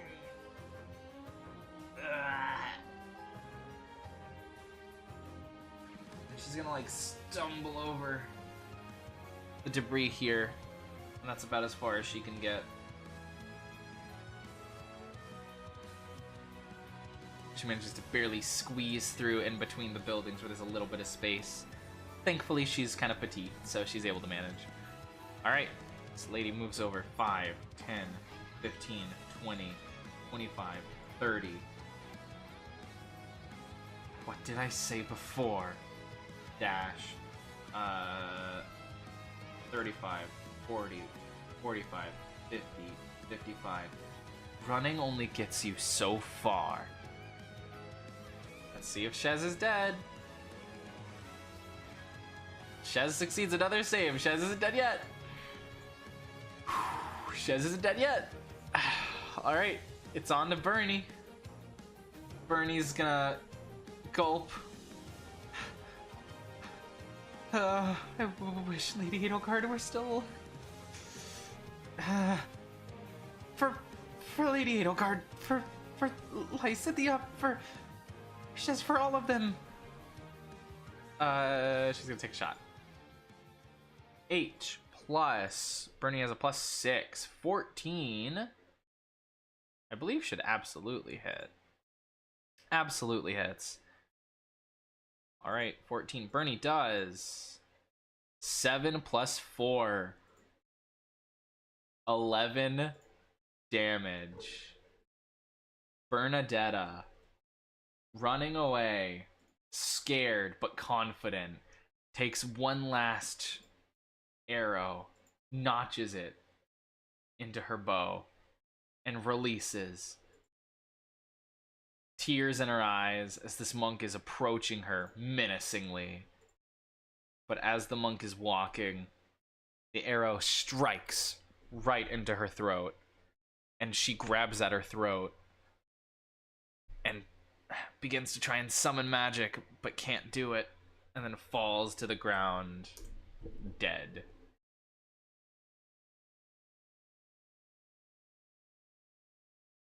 Bernadetta's like, I did it! Oh, wait, oh, Shez, Edelgard, oh, maybe she's still alive? Move 5, 10, 15, 20, 25, 30. She sees Shez is still alive. This dice roll determines whether or not Bernie can try and save Shez. If it's a 9 or lower, Shez is dead. 10 or higher, Shez still is alive.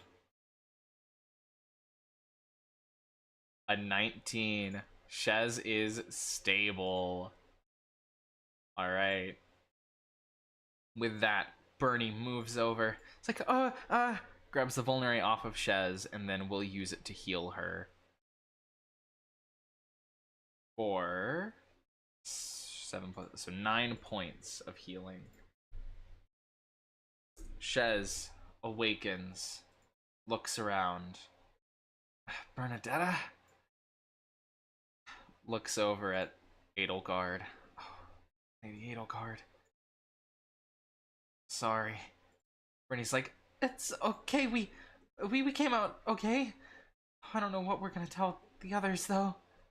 Shez is just like, bring her body back. Let's just rest first. Oh, okay.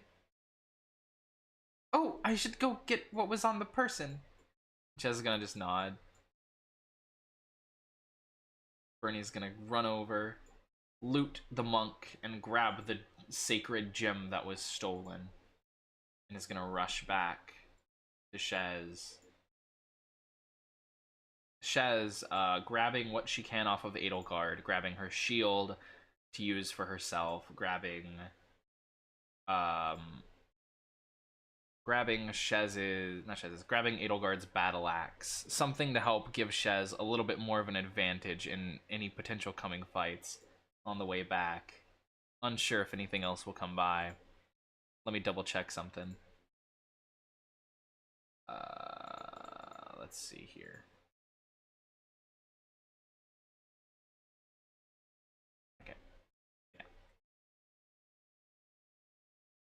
Shez now has a shield, which she is proficient with. So Shez's armor class for now is a 15.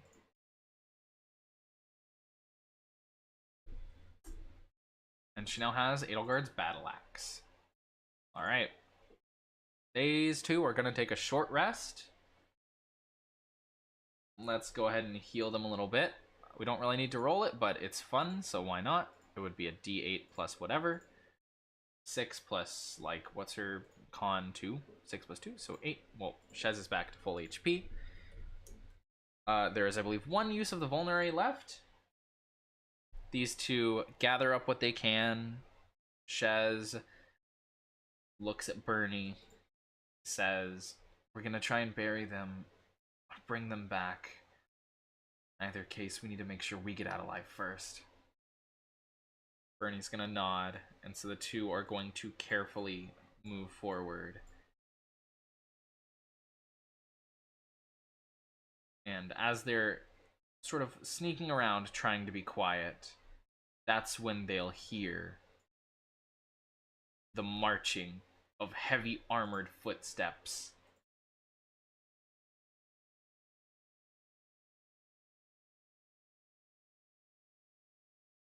Actually, the bandit did... Oh, so here's the thing.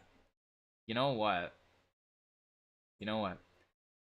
The bandit ran away. The bandit was told pretty much like, hey, you better get out of here. And Edelgard was like, maybe he'll tell his friends to never come near the church or whatever. So, I'll say, when the bandit ran, he would have tried to, like, tell them, warn them. I'm gonna make an insight check. I'm gonna make an insight check for both of the thieves and armored knights. The insight check, I will say, has a DC. You know what? We'll use the bandits. We'll have the bandit make, like, essentially a persuasion check. So it's a DC 12. So the thieves and knights have to roll a 12 or higher.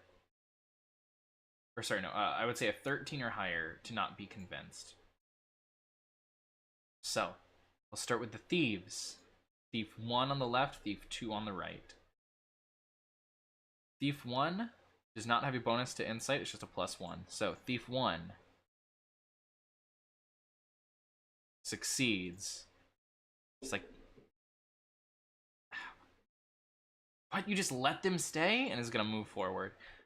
Thief 2 fails and is like, alright, I don't want to get caught up. Yeah, let's get out of here.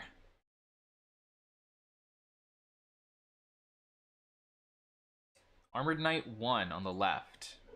Let me look at the bonus that they get. +1 as well, okay. Armored Knight on the left. A 20. How could you just leave them behind if they were dying? And is going to move forward. Oh, I guess it's a female knight, but oh well. And the other armored knight, 12 succeeds. It's 13 total. It's like, no, we must go back. And yeah. So, hey, one thief went away. So as these two are hiding, we'll say that they can roll stealth for this. Bernie has a +8. Shez has a +2. This is Bernie. Bernie gets a 15. Shez gets a 17. 15 and 17. All right. I think these guys coming back would actively be looking around, seeing all these bodies. Huh? What happened here? Blah, blah, blah, blah, blah. Let's see.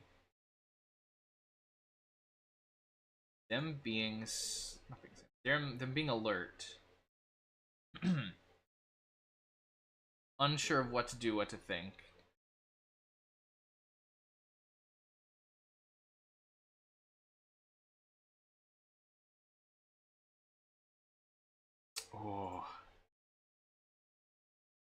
I'll say Shez and Bernie will have been keeping an eye out.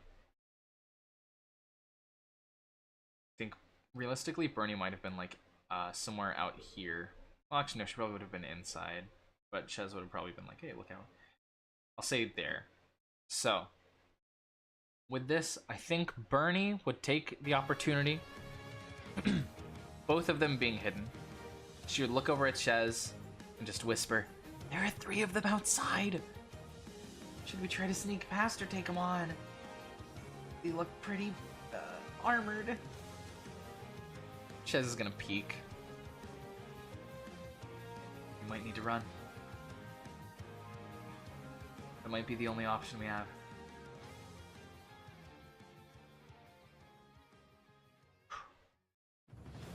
If necessary, I can try and hold them off. One of us needs to get out of here. Hopefully both of us. There's nothing wrong with a good retreat. But we'll see. With that, I'm gonna have these guys make some perception checks. Starting with the Thief. Thief has a +4 to perception. Remember, the DCs are 15 and 17. +4, Thief doesn't notice them. Armored Knight on the left doesn't notice them. Armored Knight on the right.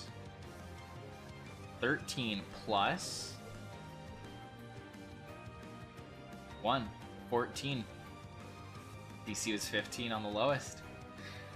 They do not notice them. And Bernadetta and Edelgard manage to go through the debris part of the building, still there, and will sneak out and will escape. Alright. And that is how it goes.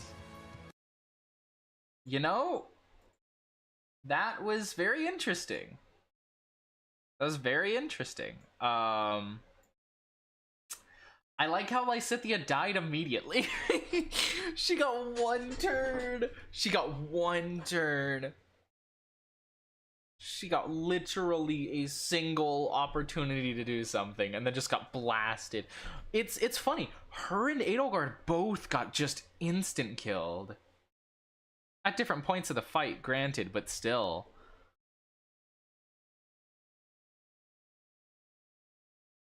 That's crazy though. Purple squad lived.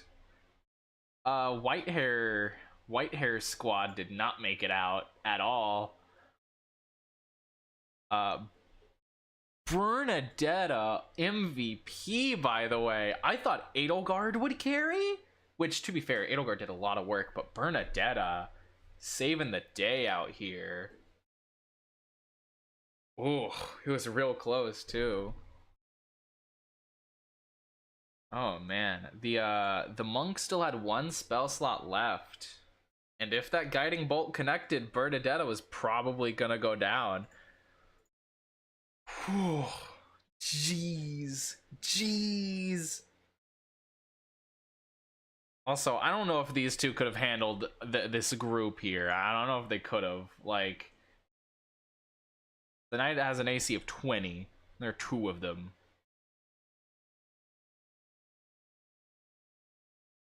And then the thief can attack twice. So, yeah, no.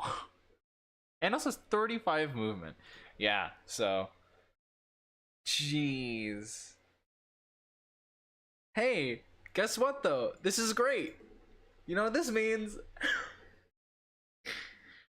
Don't worry, in this alternate universe, specifically just for these test runs, this means Edelgard has been murdered. That's right. The Black Eagle's house is, I guess, run by Ferdinand von Ayer now. Sure, man. Why not? He's taken over. Rip Lysithea.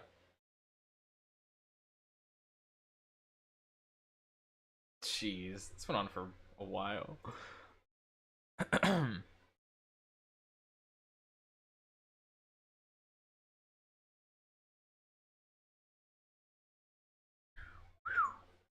That was sure something. Wonder how they explain it.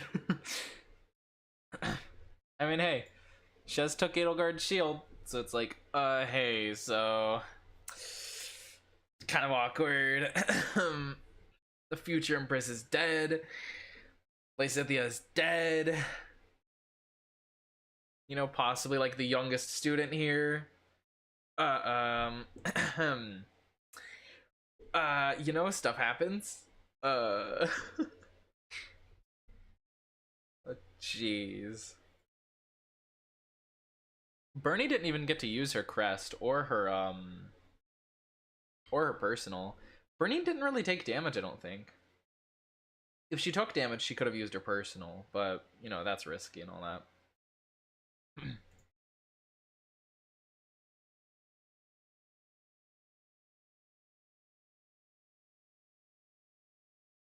Attack with advantage, we choose to instead make. Yeah, so the crest of Indec, when you have advantage, you can split the attack between two people instead. Just gets rid of the advantage. And then Persecution Complex, when she takes damage, next time she damages the attacker, she deals an additional die. So if she would have gotten hit, she could have done 2d8 plus 4 to someone. But she did not. This was very fun. I actually really like this quite a bit. Quite a lot. That was horrifying. When Edelgard got blasted, I was confident that like that was it. That there was like no. That's if she lived a hit. Exactly. Bernie probably couldn't have even lived. Well, she might have had the luck, but like honestly, the die rolls were really in favor of the enemy for a good chunk there. Shez rolled like so many ones. It was just a massacre.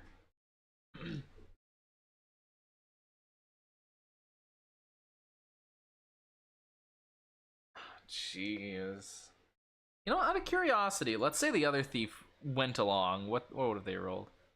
Wow. So if that other thief hadn't been told to go away, then they would have seen them trying to escape. That's crazy.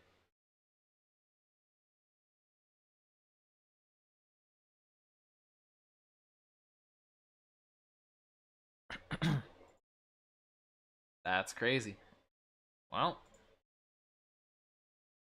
that's how it goes. Dang, like all Lysithea got to do was use a single cantrip and then she exploded. Like, dang, dude. She started the fight and, you know, she immediately got punished for it. That, you know, that is the Fire Emblem experience, I guess. That is the Lysithea experience. Goes to the front lines, dies.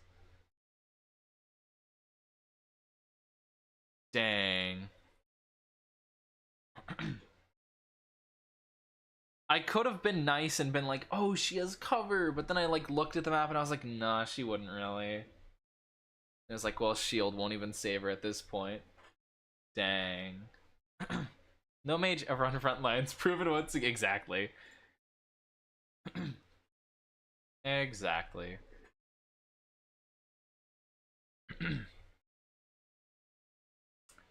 Dang. Well, hey. You know what? It worked out.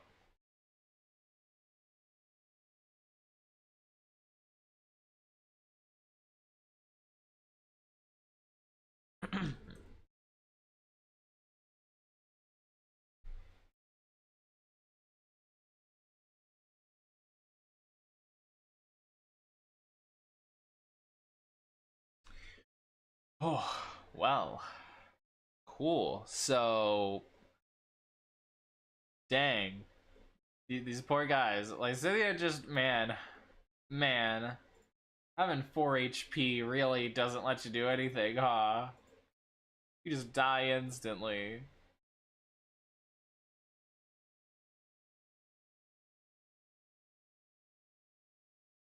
That's okay.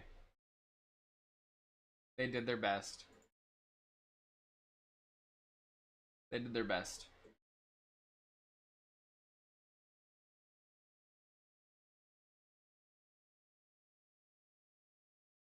Okay, let's fix them. Actually, no. What if we just said that they stayed dead? That would be silly. It'd be a silly thing. A silly thing to do. This is the canon now. From here on out, any test runs we do, Lysithea and Edelgard are dead. They're never coming back.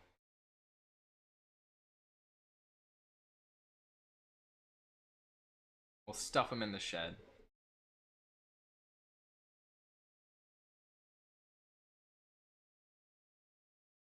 OHP could work with a certain crest, but that's another universe.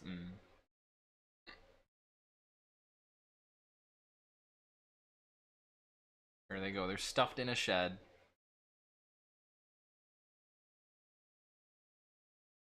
How unfortunate.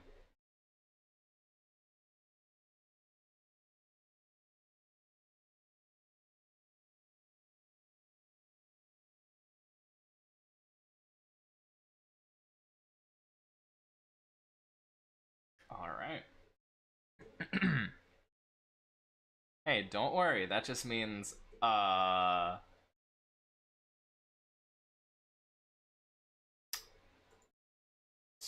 you know, stuff happens.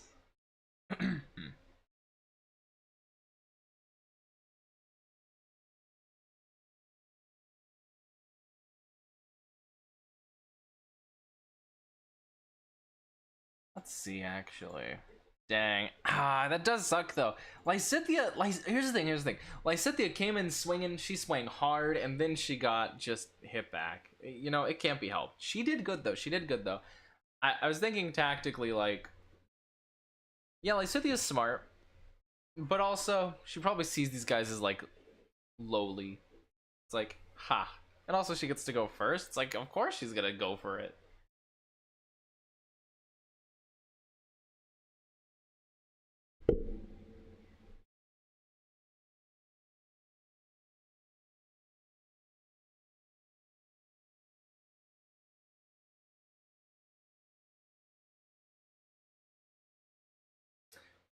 It's crazy, though.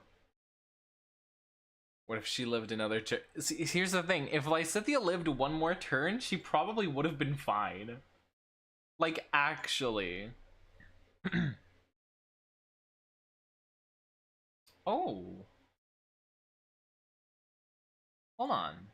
That brings up an interesting thing to think about here. Which doesn't count. Target one creature as normal and target two within range. I just thought about this. um, Let me look at the crests real quick. Because I realized Lysithea has the Lunar Sorcerer thing that lets her Sacred Flame two people at once.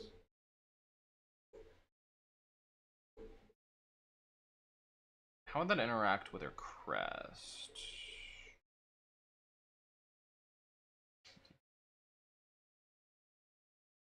Do the damage roll for that turn. The damage to one instance. Okay, then how does her thingy work?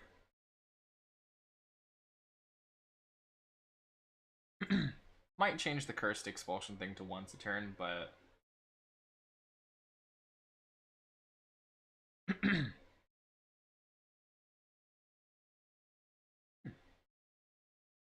this was a good thought experiment, actually, because that helped me think about that. Well, you know, you live and you learn. Well, you don't live, but you learn, I guess. All right, good stretch. Well, that was something.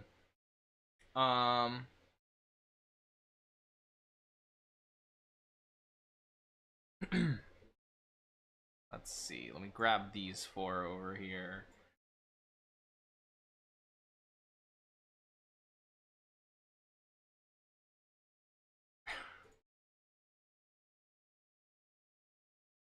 Hey, don't worry. Next time we've got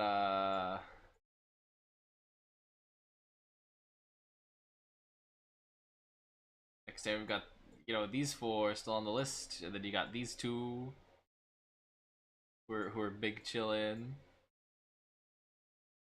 I mean, guard's dead, but like it happens.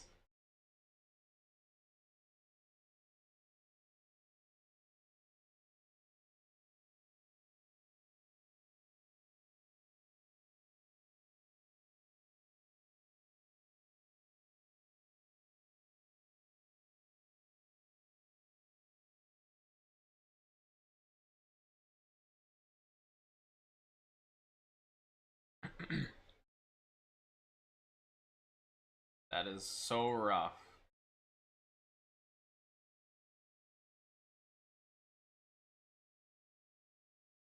That gets rid of what, your fighter, your sorcerer, and I got these six.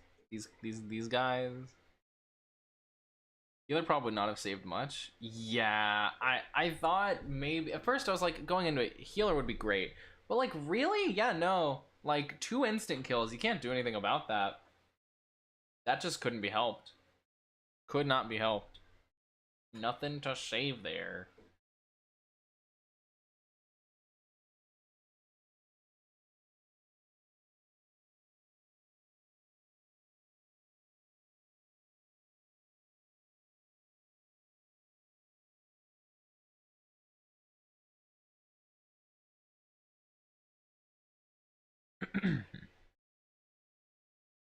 Alright. You know what? Hold on. Let me. I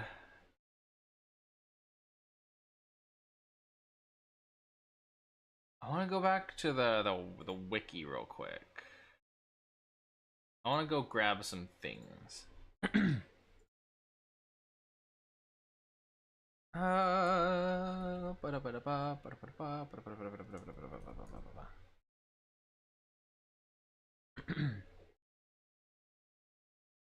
Go.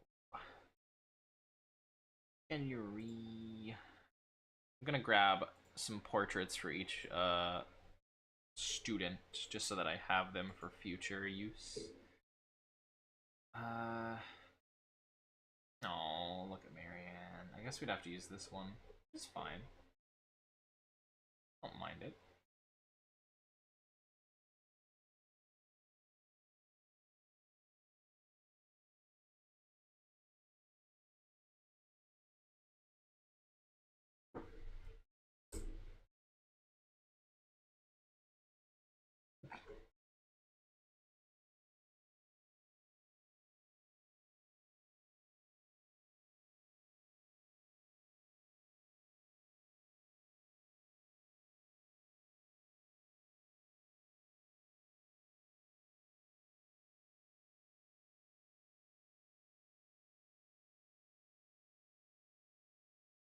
I don't know. I don't know what I'm trying to do here. I'm trying to. I don't know, man. There's some kind of bit there, surely, that I was trying to do, and I could not tell you what it was. Could not tell you. Let's see if we can't grab, like, other units. No, we'll just go off the site here, yeah. Hold portrait. Hilda's got some portraits. Yeah. Hilda's got some good ones. Quite like her beach outfit.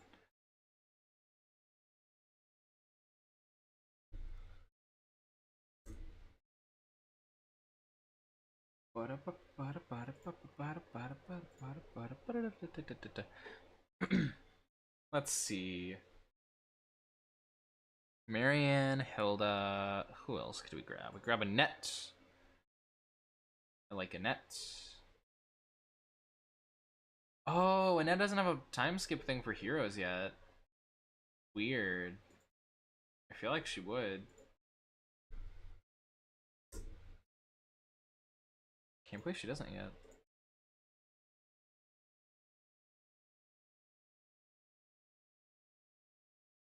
Mercedes. Mercedes doesn't have a time skip either, I guess.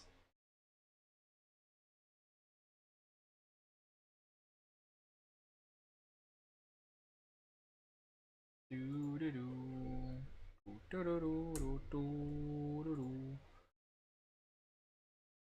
Alright.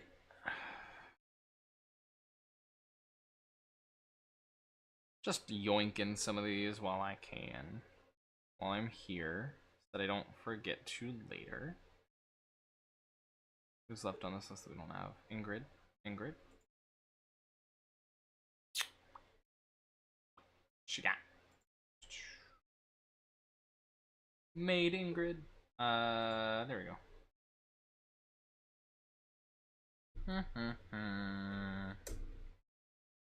La la la. What other ones are gonna show up on the side? Constance. Good old Constance.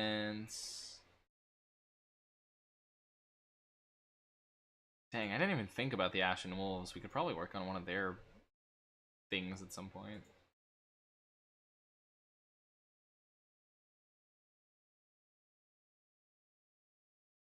She looks so angry.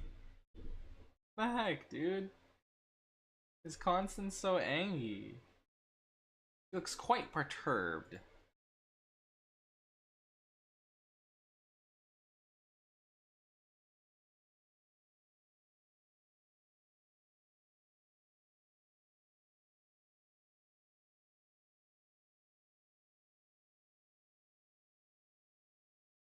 Let's see, happy.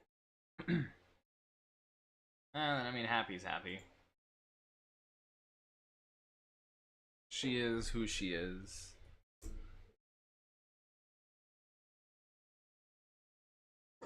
Bow now, bow bow bow now, bow now. Kranya?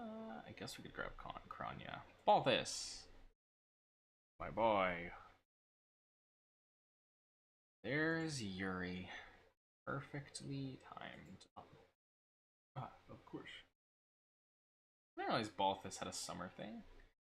That's how like out of touch I am with heroes right now. I didn't even know that there were summer versions of these characters.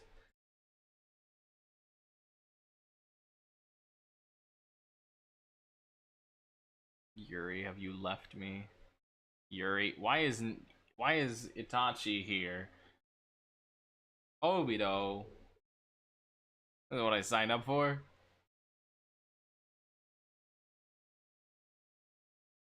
Yuri, there he is.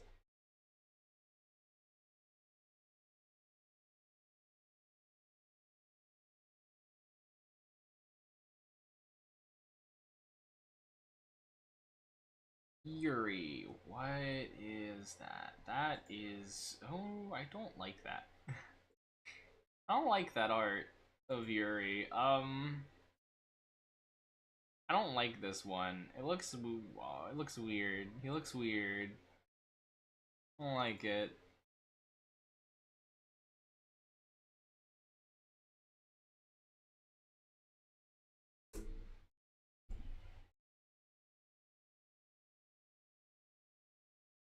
I don't know what they did to him, but they shouldn't have done it.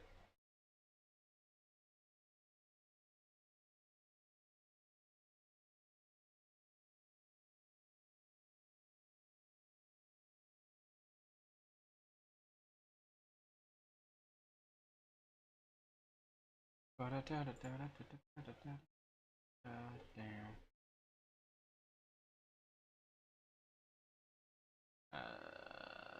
Okay. Wait, resplendent female Viola. Hello. No, I like it. I dig it.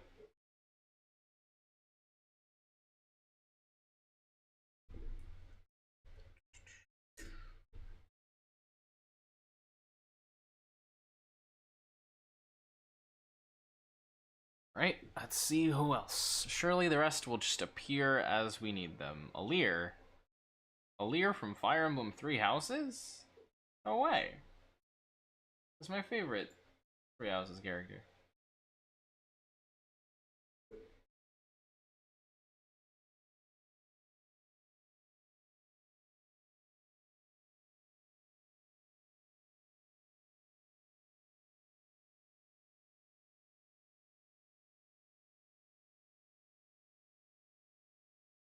I have just never seen a lot of these portraits. Violet's clearly in the background.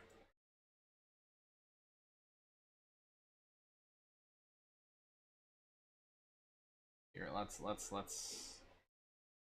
plop some more of these boyos in here. We've got Byleth. Byleth should be easy enough to make.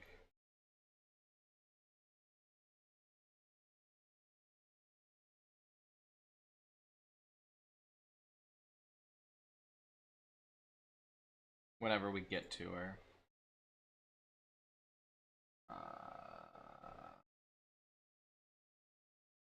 Drag Marianne onto here.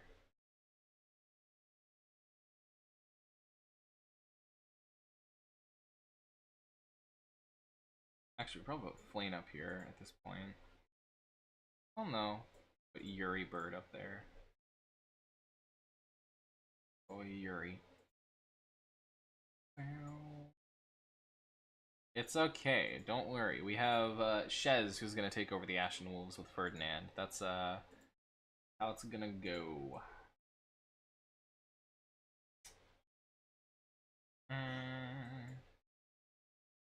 These two look better like this or like this. I think hold on the right one.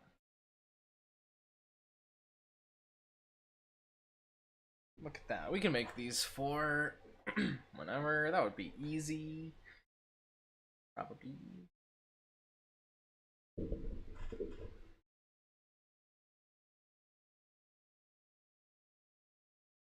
Can't believe they killed Edelgard and Lysithea.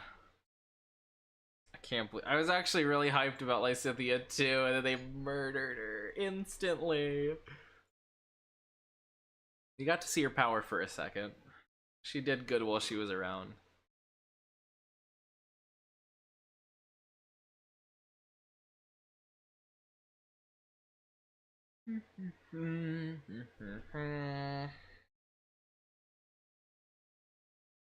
I guess I can plop maybe two others down on here. Grab. We could grab.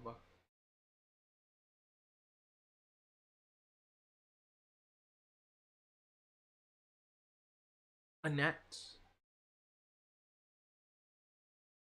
Mercedes.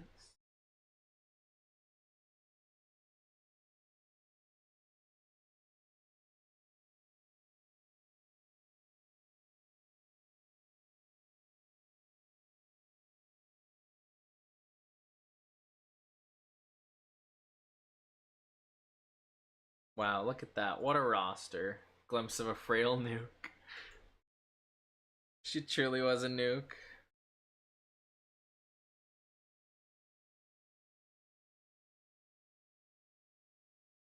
Alright. Well.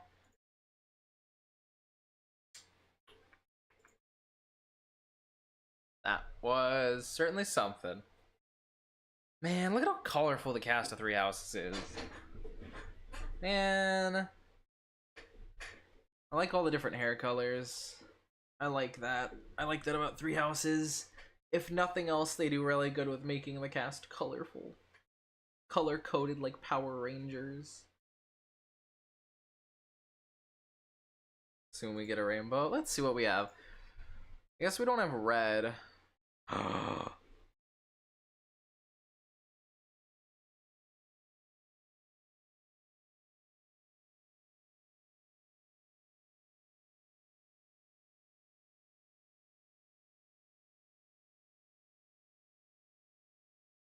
Oh, we only have this one? No!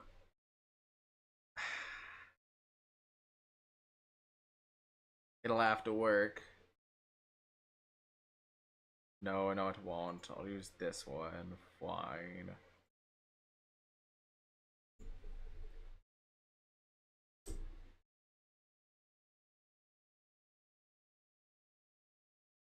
I guess it's fair that they wouldn't have much Monica.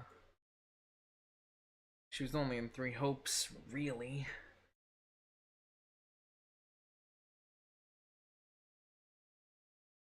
Things makes her so much smaller than everyone else. Like, I'd use the other one, but I wouldn't want to use the Three Hope stuff. For base design. Let's see, we have red, orange, yellow, green, blue, purple. Blue. We don't have indigo, but I don't know if anyone has indigo hair in 3 houses.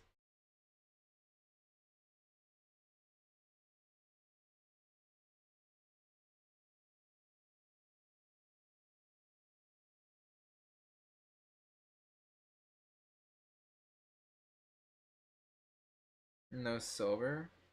Low res, yeah.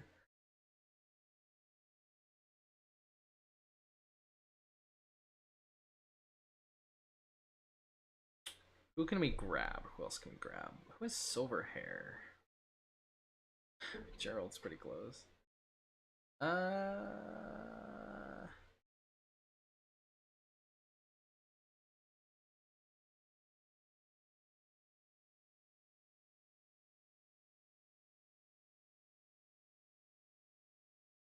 Hmm.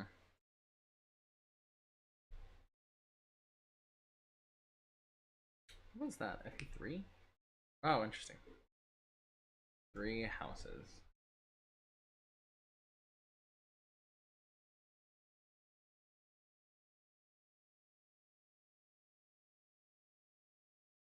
Characters.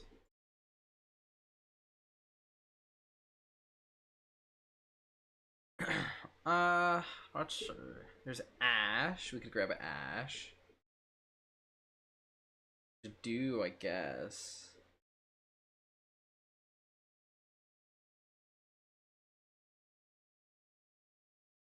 Oh, Shamir. What a gal. Oh, Catherine. What strong units. I was thinking about if I did decide to do a magic only run of 3 houses, I'd probably want to use Shamir and Catherine.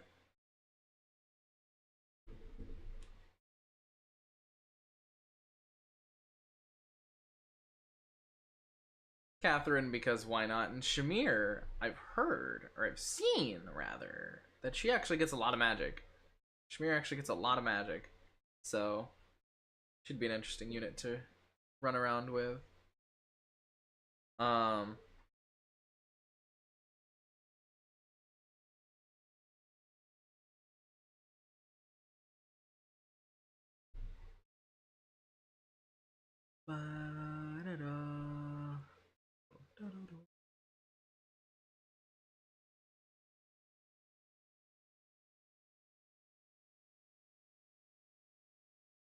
Balthus there just because.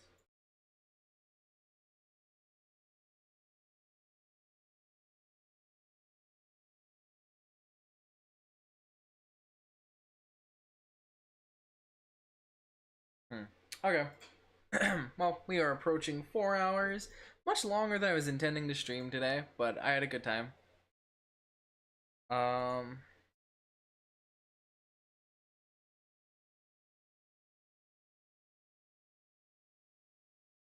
I had a random friend request. Uh,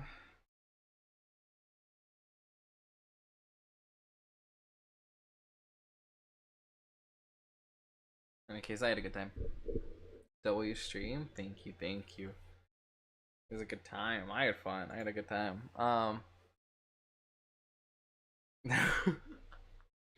Maybe next time we'll actually, you know, I say maybe next time we'll actually play Fire Emblem, but this was close enough.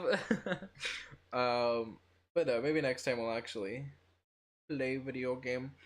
I was considering streaming yesterday, but then stuff just led to me being like, no. I almost didn't stream today actually. Um, so kind of lucky that I did. Um,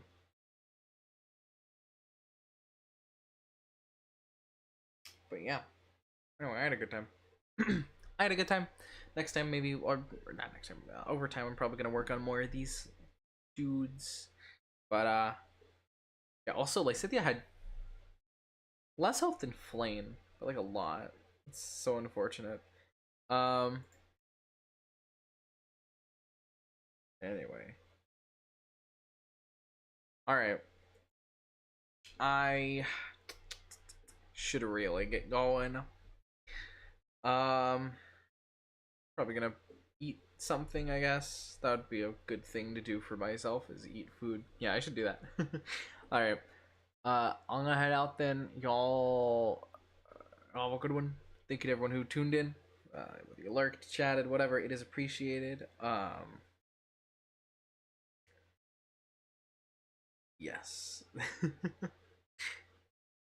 uh Reminder, I'm always gonna say this every stream until I feel like I don't need to say it anymore. Uh, there's gonna be a GoFundMe in the description for the time being. Uh, until that GoFundMe is shut down by the creator of it, I'm gonna keep saying stuff about it. So hey, if you're watching, if you're at this point if you're watching the VOD or something, hey, you should like go check out the GoFundMe and like spread the word, or like donate if you have spare money and you can afford to, and it wouldn't financially burden you. That'd be really cool. It's to help my friend who could use this support. Anyway, you don't have to, but I want to get it out there every chance I can. So yeah, anyway, um, y'all have a good one. I'm gonna do my own thing. Uh, make sure to take care of yourselves. Be good to each other. Be good to yourselves. Um, yeah, drink water and stuff. That's good for you. Uh, okay, that's all I got. Bye bye. Goodbye. Bye bye bye bye bye bye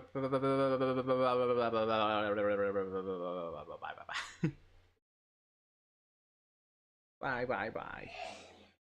Oh no, someone's coughing in my background. Why now? Bye bye bye. Good night, Edelgard. Forever. Endless with you. Bye bye.